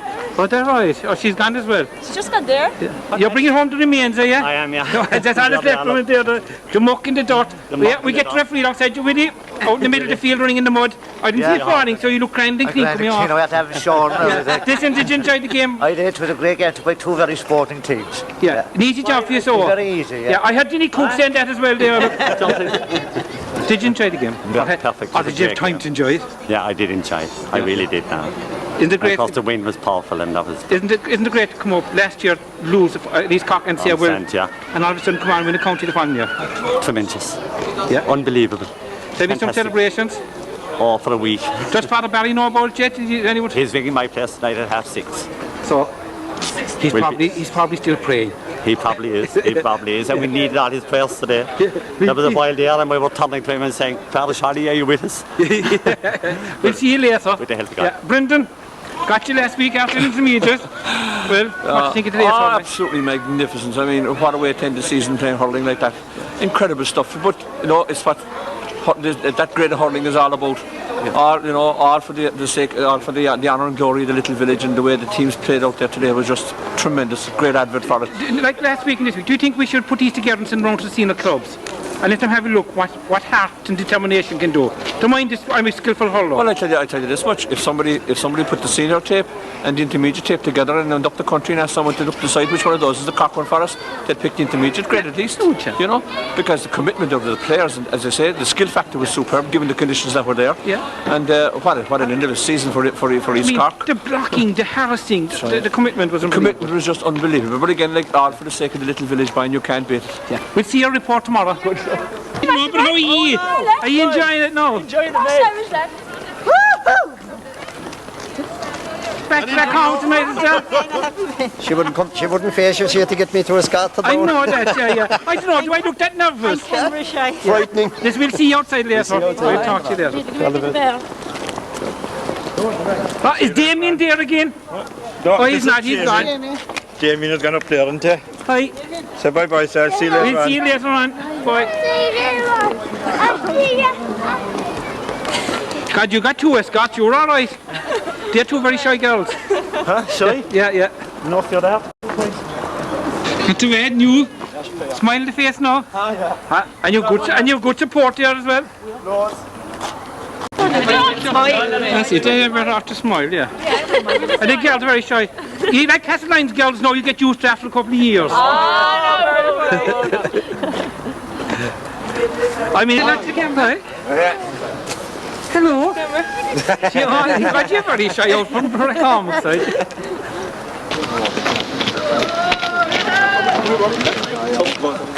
That's it. Hungry after that, yeah. Left in there. Anyone after a few inside, right? Few more, yeah. That's You're here now 3 weeks in a row looking at these Cork teams. Was it exciting for you being from East Cork? Fantastic, Brendan. I suppose we said last year it mightn't happen again, but it has happened again. And when you consider Carrigtwohill and Aaron Zone also won minor championships again, it's been a wonderful season. Problem is really that trying to follow it up is going to be the difficulty. Everybody feels that year after year East Cork have to follow what they did. But the pressure's on the East Cork teams every year at the moment, isn't it? It's incredible. It's incredible. But to be fair to Freemount today, they did particularly well. They were fantastic. It's a great performance by them, and Rovers had to earn the victory. Well, I mean, last week, this week, it's the two teams' effort that's what made the game of it. Otherwise, it would be boring. Both matches were tremendous, and when you consider the ground and conditions, especially at the covered stand side of the field, they were so bad. It's a wonderful tribute to the fitness of both teams and the commitment, and the fact is that we saw two very clean games as well. So it's nearly the end of our hurling, so we'll have to wait till next year again. We'll go on for the soccer for the winter now. We're back next season with more. Alright, see you, John, and thanks again. Thanks, bye. I've never seen such a side crowd come from Rackham. They're very shy, you know. Tell him, Brendan, bye. Hey! Well, you didn't bother jumping in there because it's a bit muddy, was it? It was a small bit, small bit, you know, and I had my new Genty on, so I said I wouldn't want to destroy it. Like. There's no point. No point in it. Because you'll save it for the intermediate next year. Absolutely, and we're looking forward to winning that as well. Yeah. Well, I mean, Castleine's did it. Absolutely. Well, there's no reason why we can't now and follow them, like, you know. To the hard year, you were there with lads all time training. Absolutely. Is this just rewards? Absolutely, it is. Like, we put in some great work, and there's a great panel of players there, and I tell you, there's our captain over there now, Donald. That's your captain over there, yeah. And there's not, forgot the cup, but this is a young captain, is it? Giving him the field for the future. You hope to get for the future, yeah? Yeah. Okay. It's very tough down the back today, was it? Very tough. The old mud and everything, I saw you wandering around in it. I thought you were rugby player for a while there. That's nothing new. Yeah. You enjoyed the game? Delighted. Brilliant game. I thought it last night. I said we could go and do it, and we did it. Are you going to have the celebrations? Will you sing that? What song have you for tonight now? I know you should ask Terry that. Well, what song now? You have to know the song now for tonight. I'm not the singer at heart, there's Terry. That's Terry's. That's Terry's, alright. We'll see you later, Adam. Alright, take it, Andy. You captain the Camogie team, is it? My daughter captained the Camogie team. Oh. And I am the mother of Jerome O'Driscoll. Oh. Go on, hurt me more. Here, do you know what I noticed today now filming? Nobody standing in front of the camera. No. Whoever the big white man was last year. Oh, sorry, I recognise him in the camera now again. I stand in front of it now. Did they put you in the far side Liam today? They put me out of the way. We'll see you outside tonight. Oh, you will. We'll see you outside tonight. Brilliant, quite brilliant. Good job. Did you enjoy the game today? Excellent. Would it be better to kind of come in, let them rest, walk with for a while, like? Huh? Better to take a rest and come in with the muck and dirt is gone. Yeah. Take it easy in, like quite in the second half. Yeah, or no? You enjoyed it. It was a great win. Nice to be on from the start anyway. Cheers, yeah. Good to be on the starting 15. Put it this way, Chad, it's good to be on the panel. Exactly. Because you're always there, you're part of it. Without you, It is the panel. great game. And Thanks great very much. all year. Thanks very much. Okay. When you wasn't there, Yeah. This is my aunt. Huh? It's my aunt and her husband. I have a big smile now. This is your aunt, is it? Oh, but Yeah. don't. And he captained him, he said as well. I kept him when he wasn't there at all, 1966. Yeah. But the only difference he'd be able to say, I captained him a bit further. and I played him in 68 and 69. That's the job, and he did. And he brought him up to That's it, well done. We'll see you outside in a comic later. Alright. Well done. You're heading off so with the cup, so I'll see you outside later. That's fair enough. It's getting a bit dark here. Cheers, of course. All right. Let's look at it there. There you go.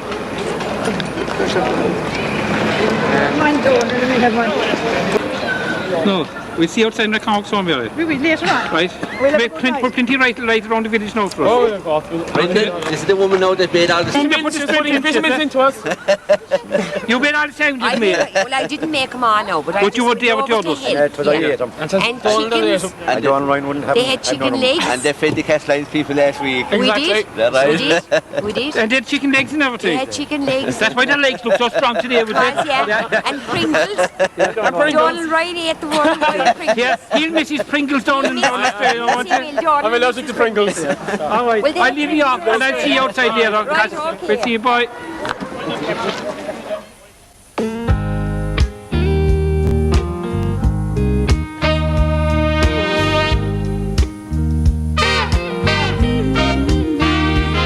When it's not always raining, there'll be days like this. When there's no one complaining, there'll be days like this.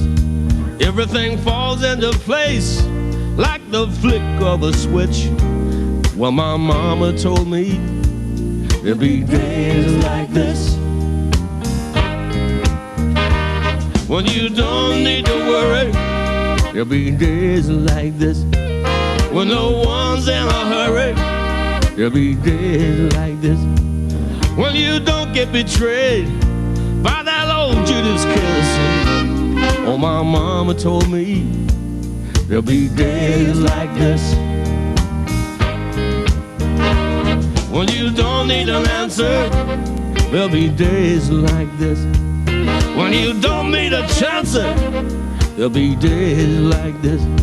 When all the parts of the puzzle start to look like they fit, then I must remember there'll be days like this.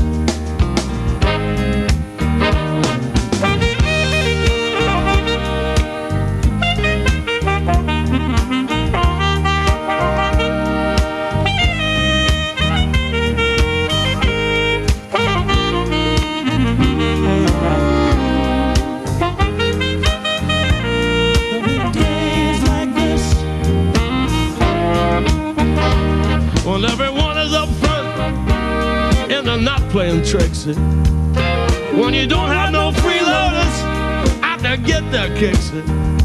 Well, that's nobody's business, the way that you want to live. I'll just have to remember there'll be days like this. And no one steps on my dreams. There'll be days like this. When people understand what I mean, there'll be days like this. When you ring out the changes of how everything is. Well, my mama told me there'll be days like this. Oh, no, no, no, no, no.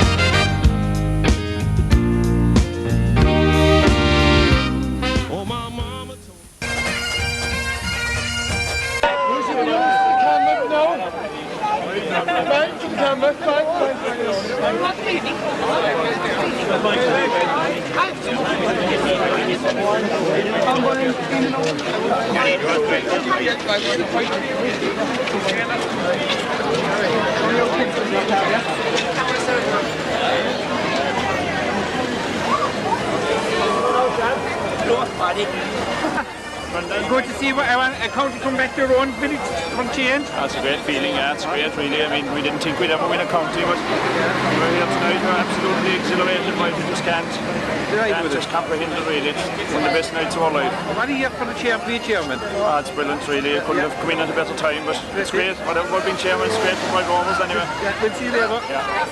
We're getting him all the time, aren't we? Yes, Daniel, yeah. Hi.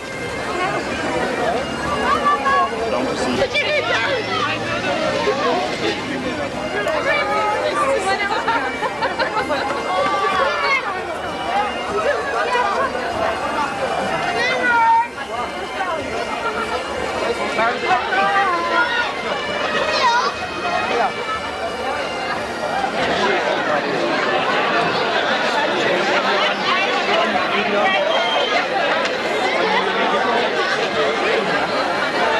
Hello, Martin.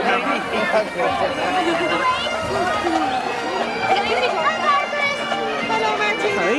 Hello. Hi.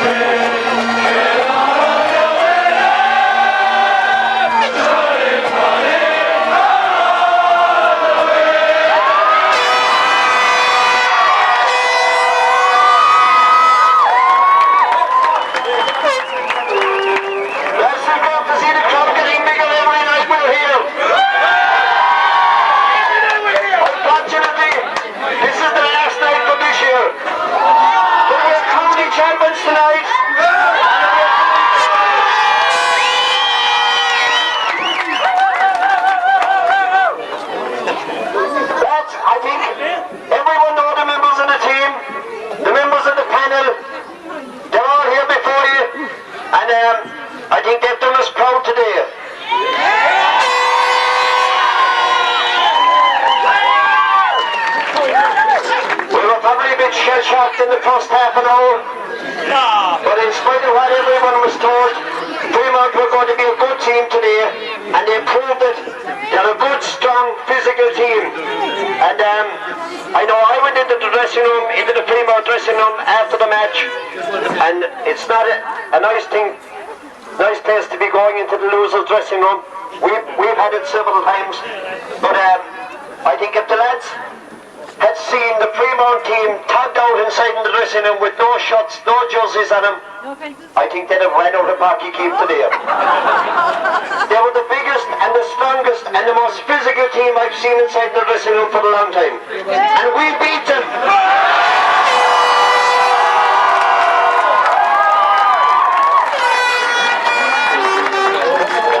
I don't think we had any men on the panel that would compete with half of them in size and build. And we still won the match.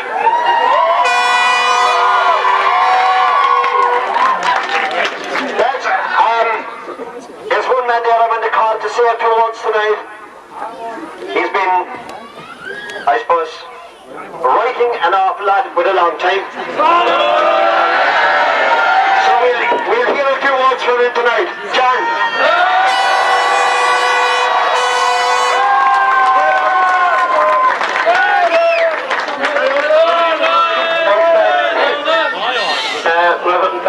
Ladies and gentlemen, this is a night I probably thought that I'd never experience. I wasn't, like most of the fellas here, and Pat Eskin and Brendan and a lot of others, I wasn't born into a hurling family. There was no anything which belonged to me on either side, played much hurling. Coursing, isn't it? Yeah, they were more into coursing, and as we had one time at the GA meeting a few years ago, coursing and hurling have an awful lot in common. They both use nets. But on a night like this, there's a lot of people, I suppose, in the club and in the parish we should thank. We're all very happy and we're all very sad, I suppose, that Father Shawnee Barry isn't with us. But he's been on the phone already to Mick and Dennis and Tom, and his joy is simply over the moon tonight. And I'd like to especially remember him. As I said,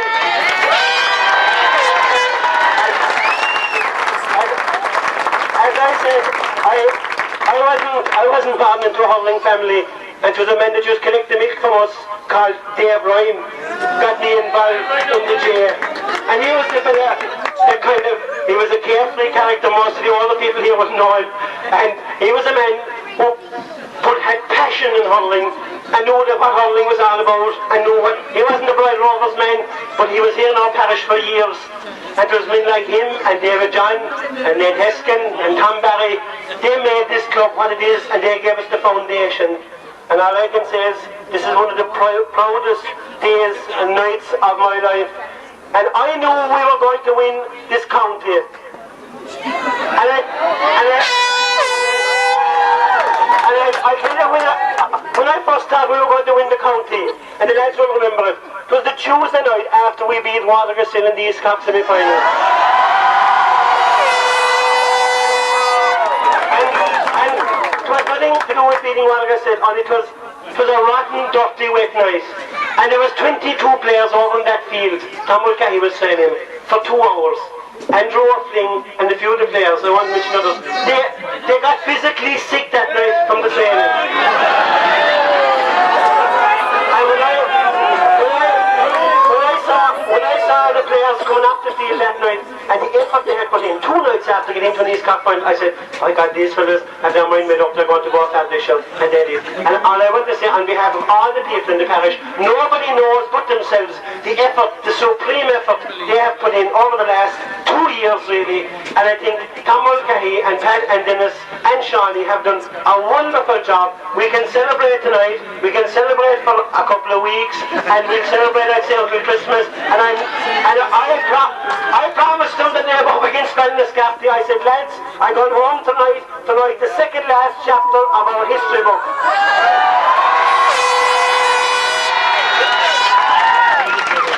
Which I did. And I said, lads, it's up here to write the last chapter, and they have done it today.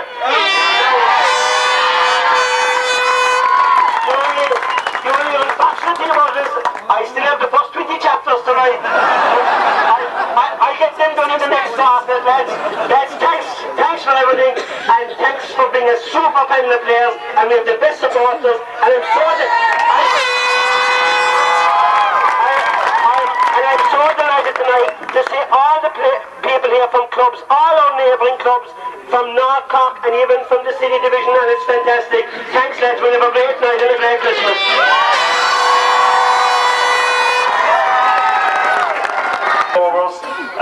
Supporters. Tonight, I suppose, is a night, as Jan said, we thought we'd never see. I suppose I'm relatively young in the club, but you know, as long as I'm involved, we've, I suppose, been struggling fairly well, and you know, to see Rovers now winning a county championship is beyond all our dreams. And on behalf of the East Cork board, there'll be no one prouder than John and myself and Pat McHugh when we go to the next East Cork board meeting as county champions. We've been going for a few years now, and everybody around has been congratulating everyone else, and we've just had to sit there and listen. And we now have our day in the sun, and on behalf of the board, I must congratulate Pride Rovers.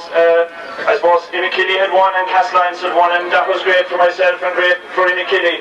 But it really would have been a downer if Pride Rovers hadn't won, and today it made all our dreams come true.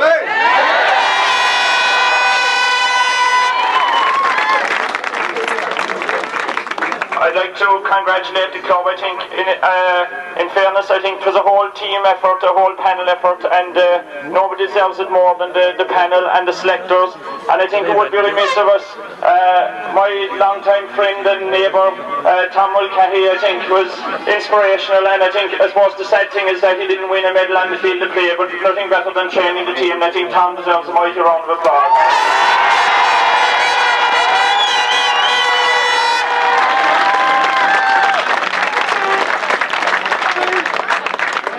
I was asked something today, Brendan Barry and myself, Tom was just talking, and Brendan Barry came along and I said, I'll finish at this. I said, we now recall him Father Tom. So, on behalf of the board, well done, and there's nobody happier than myself, so I hand you back into Pat Eskin, as we all want to go somewhere else anyway, so thank you.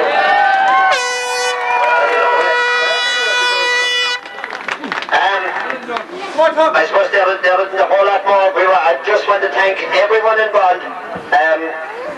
Anyone that gave any help during the year. We have fantastic sponsors. We got a fantastic result in the county board draw when we sent out samples. And there's just one other thing. There was a man in the match award today, and it's being sponsored by Noel Max Barron for my. And I know the judges did a fantastic job in picking a winner, but it's fallen down to me to call out the winner tonight. And the winner, believe it or not, is 21-year-old Hurling Murphy.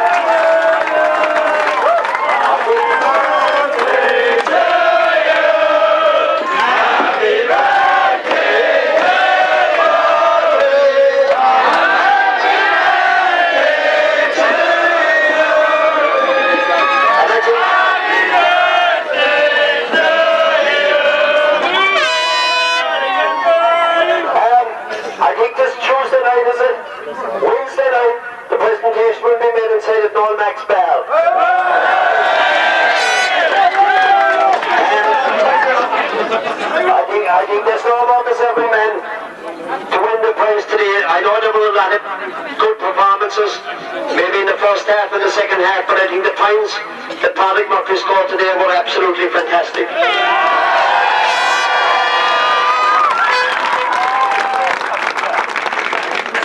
And I think, to be quite honest, I think he could be the star of the McKelly team next year.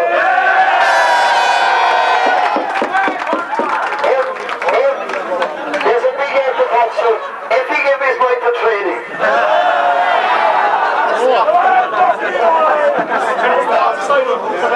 Lads, on a serious note, I'd like to thank Jack Fitzgerald for supplying the lorry here tonight.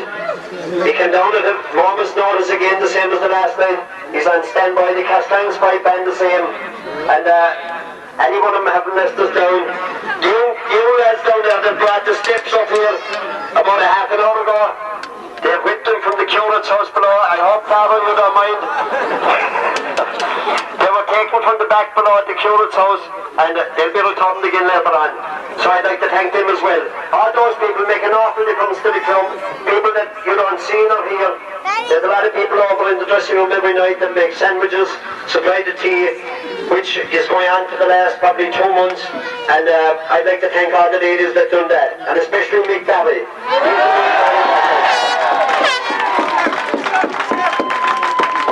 And John Ireland has brought out chicken legs, burgers, chips. He's been around to every place in Fermoy, and there wasn't one person refused to give anything. John would drop his car into Fermoy and got a couple more people to collect them a couple of other nights. But he's done a fantastic job, and thanks, John.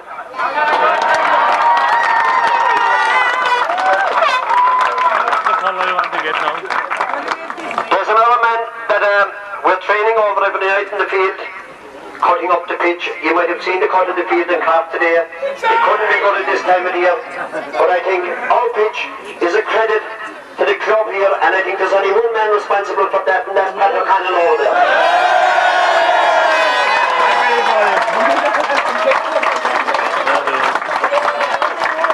So lads, before there be any more speeches or anything, I'll call on the captain Johnny Ryan to see the last game.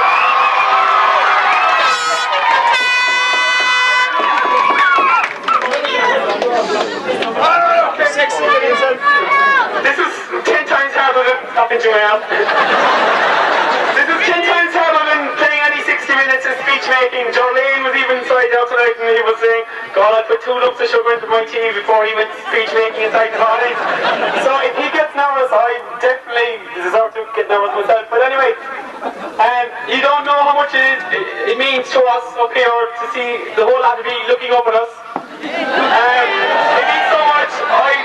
I haven't cried now in a long time, but today going up the steps of Party Queen, there was nearly a tear come to my eye. I was doing so much to hold it back, but you don't know how much it means so much to us, to me especially. I'd just like to say the best of luck to the Bright Rovers team next year when they be playing the first round of the Intermediate County Championship.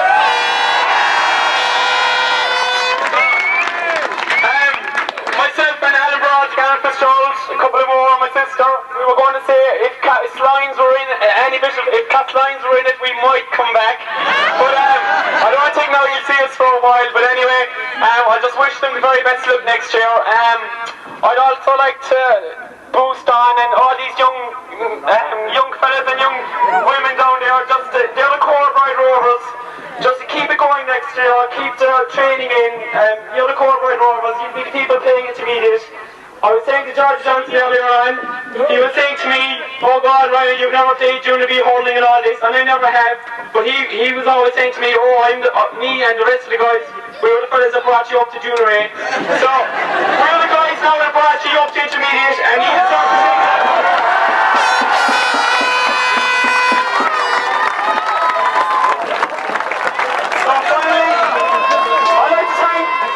say my mother today personally for washing all my socks. I'd like to thank one person, and her hands must be worn from washing jerseys all year long, Margaret Barry.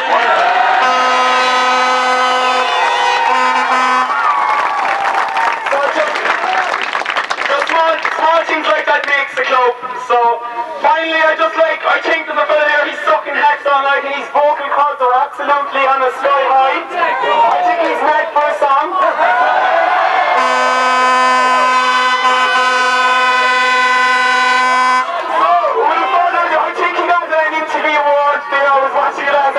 I don't know if he did that.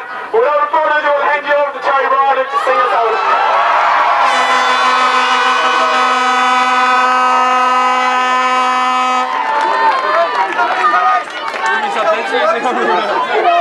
I don't think that anybody knows this song.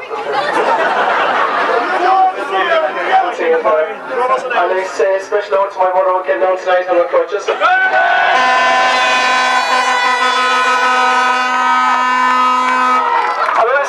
Sings with me. Oh, no problem at all. Long, long time ago, I can still remember how the music used to make me smile. And I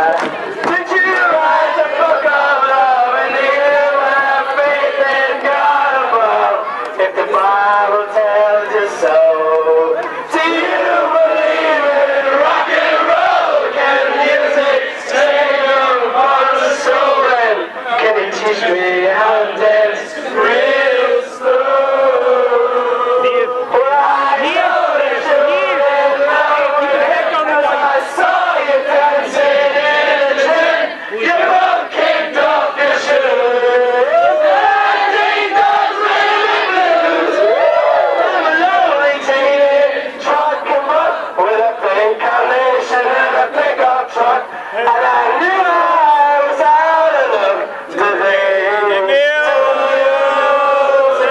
when the clock get going, I will say my life is American pie. Took my Chevy to the levee, but the levee was dry.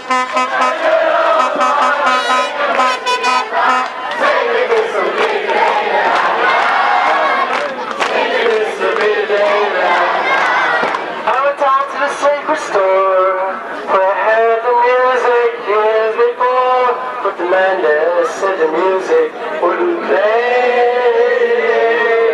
In the streets the lovers cry, from the stream and the rose cry, not a word was spoken, church bells are all broken, and the tree below marbles for the summer Holy Ghost, not the last tree for the ghost, the day the music died. I will sing it, I this American pie. Threw my Chevy to the levee, but the levee was dry. Like a old boy to singing whiskey and pie, singing this relay.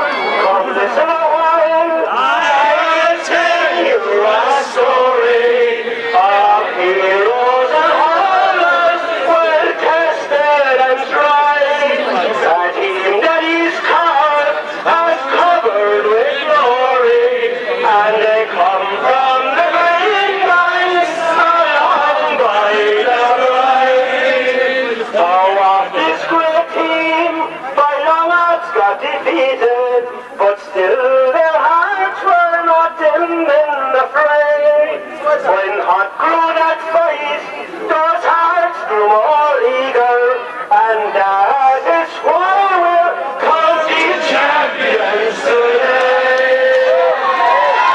Oh, we crossed the commons with the bravest and best of them, famous Carricknavar, Dungorney, the Hill. Freemount, lying low with the rest of them. Right Rovers forever, right Rovers above.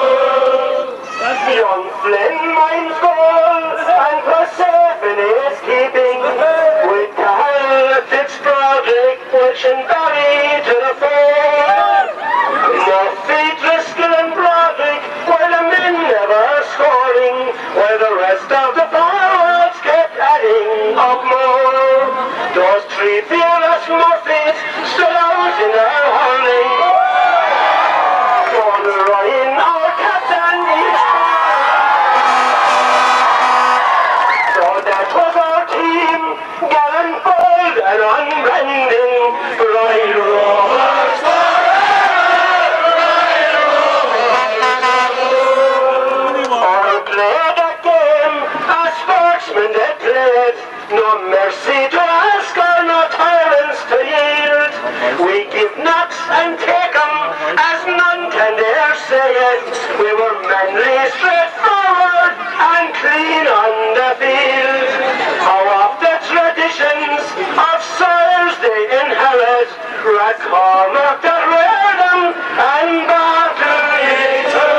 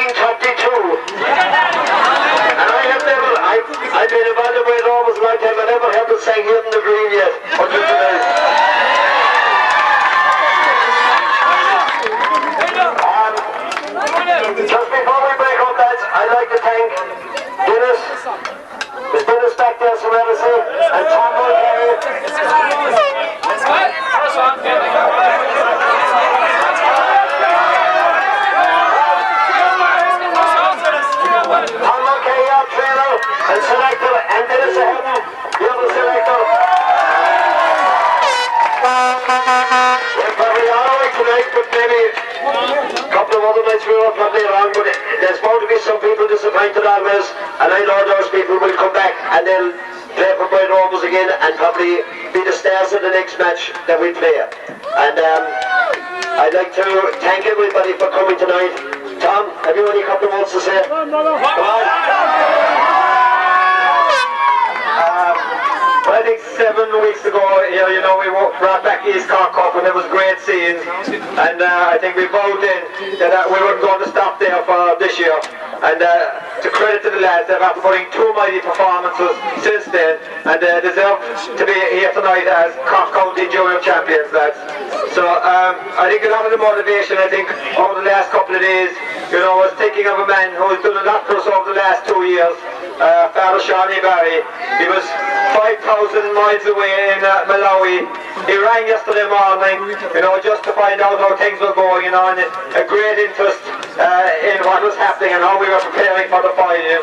And he was leaving his base at that stage, and he was going to the border near Zambia, and he was hoping that there was one phone there, I think he said, and he was going to be ringing at 6:30 tonight just to find out what the result was. So I think the lads vowed inside the dressing room today that when we answer the phone this evening, it's county champions who are going to be answering it.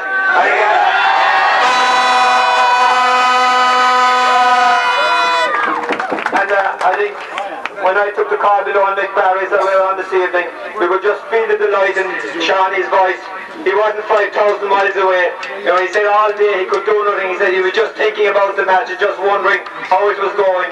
And you could feel the delight in his voice, you know, when he heard that we had won.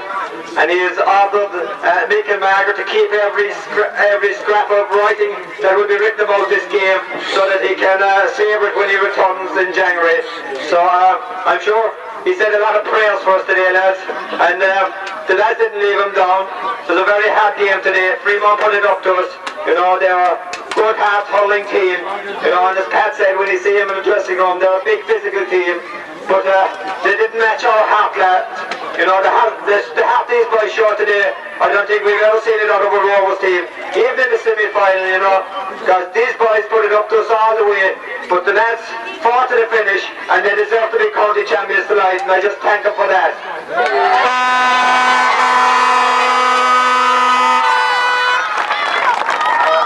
Just another man to thank as well.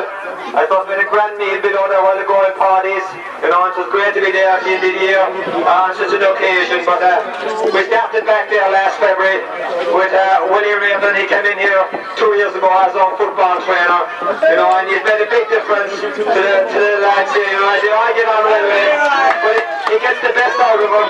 And I'd just like to thank him for early in the year while we were involved in football. He did an amount of work here, like, and I'd just like to thank him because it definitely benefited the Hurling team, and I'd just like to thank Willie for that because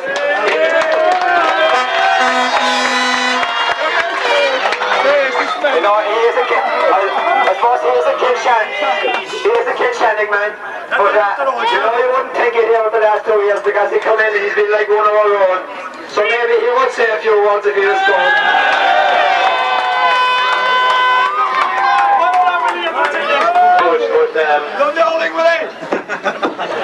I don't know much about hurling, tell the truth. When I see that game of hurling today, I could never do anything like that with a hurling.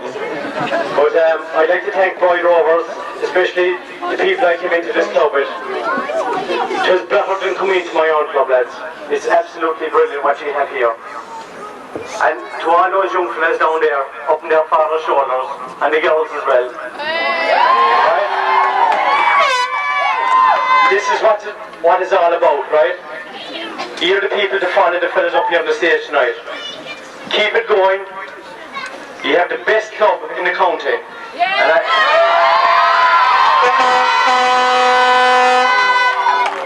I'm not saying this to get applause, but you have the best club in the county, as well as the best people behind you, right?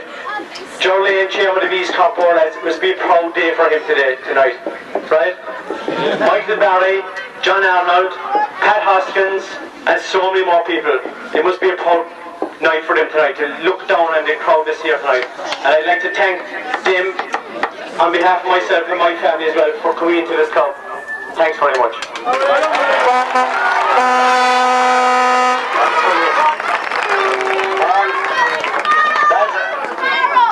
We're about to finish up now, and I can remember going back to, I'd say, about 1965 or 66, I think, we won the B-grade championship. And the team paraded up from below the class road. And they paraded up here to the green. At that time, any of the players wouldn't be up here on the platform, like there was only a couple of people up here. But I remember hearing being said up here on the platform that night that within a couple of years we'll be playing intermediate hurling. Now, I waited a long time for this day, but we're playing it next year. And it's up to those fellas here. It's all belong to those fellas. Anyone involved in the team couldn't win a junior championship without the players that are here. And I think they deserve a special round of applause tonight.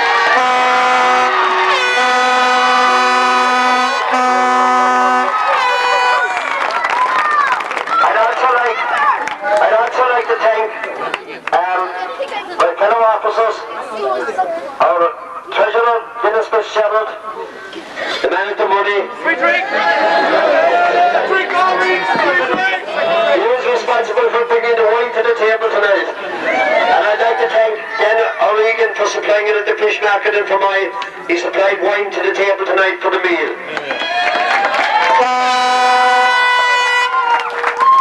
We brought in one of the youngest officers for a long time in here as secretary. I suppose the happiest job in the club, Pat McHugh.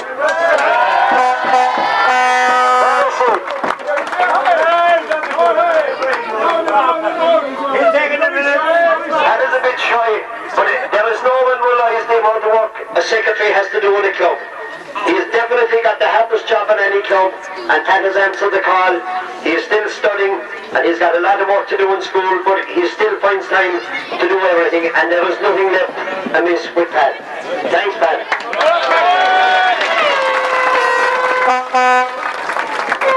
We have another couple of fellas to thank as well. They'll get them in all now, like they never won in these cards on the county or anything. The vice chairman over there, Brendan O'Driscoll.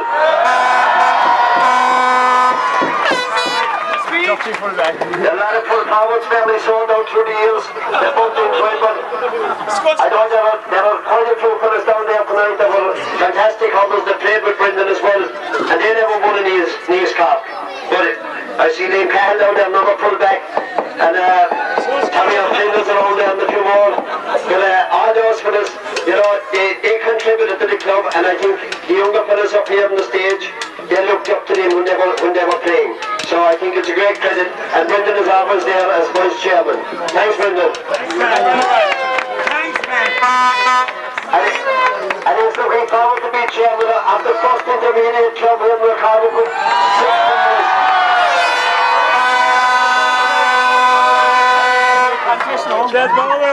members. All the other officers as well.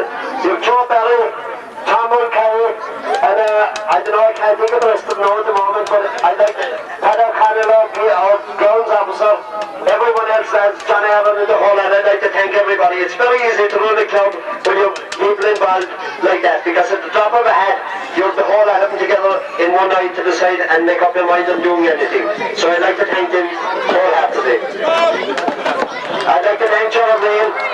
He's chairman of the East Cork Board and doing a fantastic job. He was chairman of the juvenile board for a long time, and John is a true boy Rovers man, but he's also a true McKelly man, and I know he'll work for us for the coming year through the county and everything else, and we won't let him down.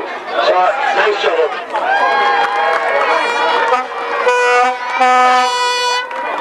So lads, I think we'll let the final is over. The celebrating is coming for the rest of the week.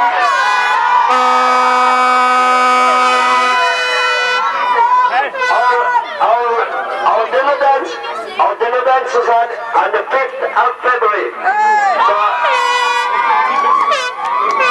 I ask anyone that are looking for tickets to make sure they're booking in time, because I'm sure the hotel in Fermoy will be full.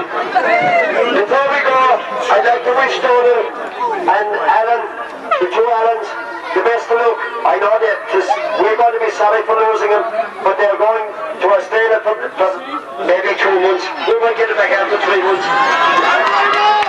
If we can't get them back, we get them further out of the country. Let's do it, brother. It's like say we're watching Pat Eskin's talking all night, and everybody up here wants to know the song about Pat Eskin.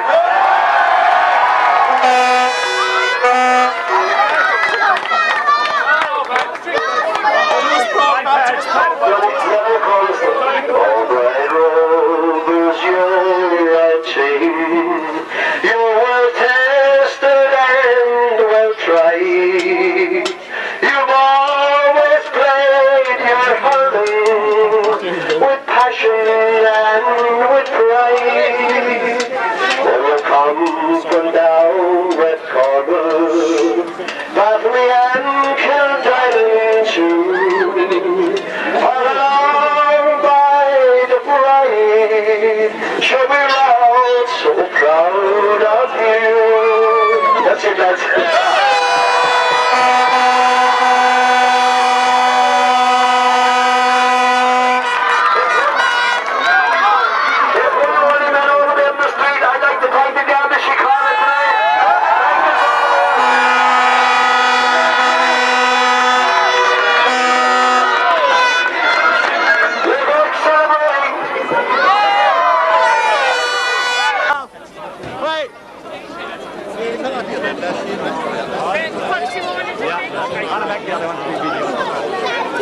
Everybody's got me, see.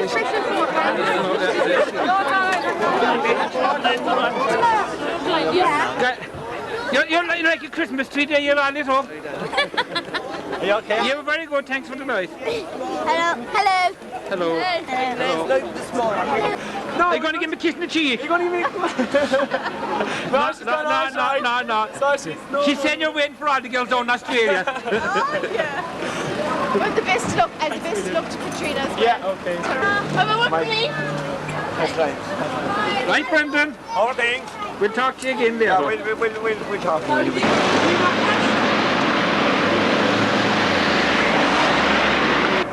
Well, here we are with two of the wise men who were involved with Bright Rovers, Tom Mulcahy and Dennis Ahern. Tom, last year you played with them inside in East Cork, and this year you decided to take to coaching. But a great choice really, because you really must have given them a big push on and help them on to get there this year. Not really, I suppose. From last year we could see the seeds of a good team were there, you know, and we were delighted the lads are all interested, and I think they just picked it up this year, and in fairness there was a great effort came from themselves, and it was easy enough to train them or coach them. His father Sean was involved as well, you know, and that's really from themselves it came, and I think at the end of the day they got what they deserve really, you know. Dennis, great atmosphere over in the truck earlier on there, singing and going, but that seemed to be the spirit that they had right through this season, isn't it? Yeah, you could probably see, like, take this year from last year, there was way more maturity there, like, and they seemed to be, they knew what they wanted, I'd say, like, and even from game to game, like, we had, in every game we played, we had difficult points that we had to overcome, like, and they seemed to be able to rally from difficult situations and come strong in the end, like. Tom, that seemed to be the point even in the final, you know, that Freemount really came at them and lived up to the tag that they weren't going to do it bad, yet your lads had the guts and determination to come back. Do you think you can carry that on into the intermediate next year? We would be hopeful, like, you know, we thought it was kind of vital to win it this year, you know, to get the most out of the team, you know, because they're a reasonably young team overall, and I think they have won the County Junior at the right time, you know, and it's really up to themselves now what they want to get out of it from here on, you know, and if they didn't win this year, I've seen with other teams, you know, that it can take them maybe 4 or 5 years to come back to this stage, you know, and by then, you know, they're probably gone over the hill a bit and they'll have a lot more hurling played, but I think the team is fresh enough at the moment to go further, you know, so we just hope that we'll live up to that, you know. Yeah. Right, Dennis, I'll finish off with you.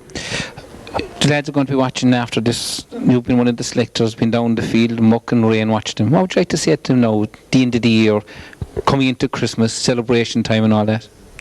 Well, the first thing is to say well done, like a great achievement, and to enjoy the next few months, because I suppose once February, March will come again, we're back into the grind again, and fellas will be putting in the effort again in the muck and rain early on, and hopefully we can do well up intermediate and do as well as we can and learn again like we have done over the last number of years. And in a year or two, I would hope that we'd be able to match anyone up in that grade. Like.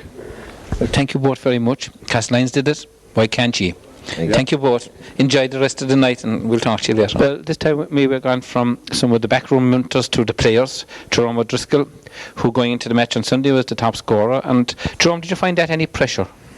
No, not really. I suppose this year the scores are more spread out. Terry Broderick was well up there, Patrick Murphy was well up there. Even Reno managed to score 1 or 2 points during the campaign altogether. More than Tom Moore scored last year, actually. But no, not really. It was the free taker as well. So it was kind of obvious that the free taker was going to be up there in the top scoring. So there was no pressure at all, really. Good. The point he mentioned there, I think is a very good point. That right through all your games, look at the paper I always say, look at the paper on a Monday and see how many scores a team had. But you always had a great balance right through, didn't you? Yeah, well, this year we had. Last year it wasn't really the case. But and although the lads are saying that the forwards weren't playing as well as they could this year, and they actually didn't in the county final. They could have. There's a lot more in them. There's actually an awful lot more in them. And in the games that we've played so far this year, it was like the backs and the full back, and it was a midfield. Like everyone was saying, that was pulling the team through, and like they weren't giving any recognition to the forwards. But there was an awful lot more left in the forwards. I know Jerome was saying there now that he did score a lot from play in frees and stuff like that this year, but there was only 1-2 forward scoring. But if all those forwards started scoring on a regular basis in matches, I'd say next year now with the intermediate league, I'd say it will bring them on an awful lot, to be an awful lot of fast hurling and stuff like that. I presume so anyway. I think that would suit our forwards. They wouldn't be the biggest and strongest of forwards, but I think that would suit them a lot more. And I think say next year it could be the score could be a lot higher. And that the forwards would actually start. Well, I won't say start, but will probably help us along winning games. It won't be the backs, it won't be the midfields. It should be the forwards. Because teams that play with the forwards, or teams they always say, it's the forwards that won it that day. With the Rovers, it's the backs and the midfields. Well, I feel, Jerome, always that it's right through the team you have to win. But Donald just mentioned intermediate next year. Are you looking forward to going out, hopefully in better weather, drier sod, faster moving ball, and enjoying the game at intermediate level? Well, definitely. I suppose it was a bit of a disappointment playing in Parky Queven poor conditions. We weren't able to express ourselves better. Our stick work would probably have been a bit better. If the sod was dry, and we would have been faster to the ball and stuff. So for the intermediate, playing against good teams up in a higher grade is going to suit us. Whereas we'll be faster to the ball all the time. We love the dry side above here. The pitch above is probably dry most of the year round. So the dry side is what we've been brought up on. So if we get that, I suppose we give a couple of teams a bit of hassle next year. That's what I'd like to hear. Don, give the last one to you, the two of you here. You're heading off to Australia soon. Are you going to take the come on holiday and play a bit of hurling down Bondi Beach and don't mind all these Australian women down there? Oh no, it's retiring off of hurling for a year or two. So going playing Aussie rules now and you name it now. And what else? It's John Allen says to me, I'm going to take up tin whistle. It's like the tin whistle didgeridoo. Yeah. So I'm taking a couple of lessons in that already. So I'm going to go big into that now next year professionally over in Australia. Yeah. So that's what I'm going to do. So here we are looking forward to Donald coming back in 2 years' time with the Australian team to play Ireland. He has the physique. Anyway, listen, thanks you very much, lads. Congratulations, well done, and whatever you do, enjoy it. Thanks for me. Cheers. Well, finally here, last man to talk to me is the selector and also the chairman of the club, Pat Heskins. Pat, it's a great time to be chairman of the club, isn't it? It is. With the last couple of years, we had a fantastic time. I suppose last year was our best year for a long time, getting into the East Cork final. But I think this year, really put the icing on the cake, And well, it's my last year here as chairman of the club anyway, and my term is up. So, I wish the next man coming in the best of luck, and hopefully that he can do a little bit better than what we've done. Yeah. So, I'm delighted with it, Pat, the match. Any particular, you're a selector as well as being chairman, so you have two worries. Any particular part of the game stand out in your mind that you're more worried about, or that you really thought you might have either won or lost, whichever case? Not really. I think like we were a couple of points down at half time, but that didn't worry us all that much. We weren't playing that great probably in the first half. Like we knew that we could do an awful lot better, and usually like we're probably a better second half team in most of our games so far this year.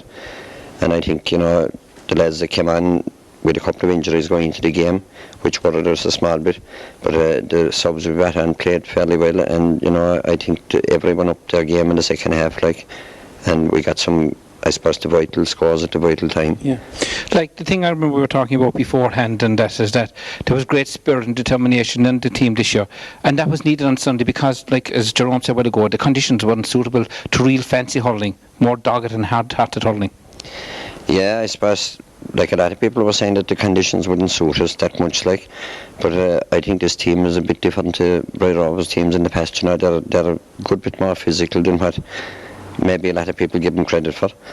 They're a good, strong, hard team, and they play hard hurling, and I think the harder they get it, the harder they play, So we weren't that worried, but I suppose again the conditions this time of the year, you'll have to be prepared for that, But I think they were, well able to handle the conditions really. Well, they handled enough to win it.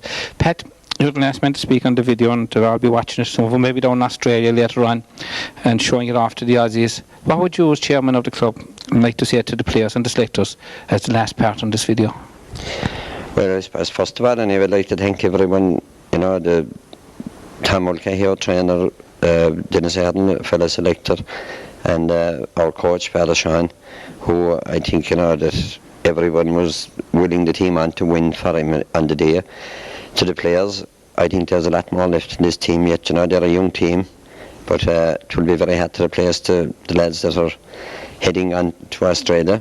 But we've quite a few good young fellas coming up. We've 3 or 4 lads around 16, 17 that I think will make the intermediate team next year, and even without the 2 lads, I think that some of the rest of the lads will be looking over their shoulder for the coming year, which is a good way to be.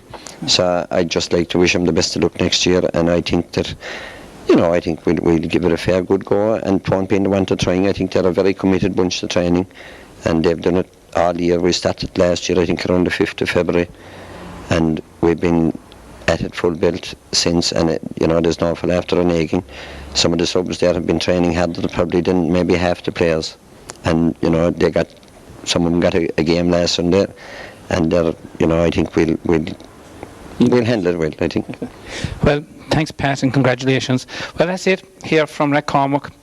I said to Castle Lions last year, the best chance you'll ever have to win in intermediate grade is the first year after going up, because you have the fitness carried through from the year before. You have the hurling still in you. You still have the enthusiasm. You're going into a new grade. Bright Rovers, chances is yours now. Why can't you do it? They did it. From us, Barry Video Productions, hope you enjoyed this tape.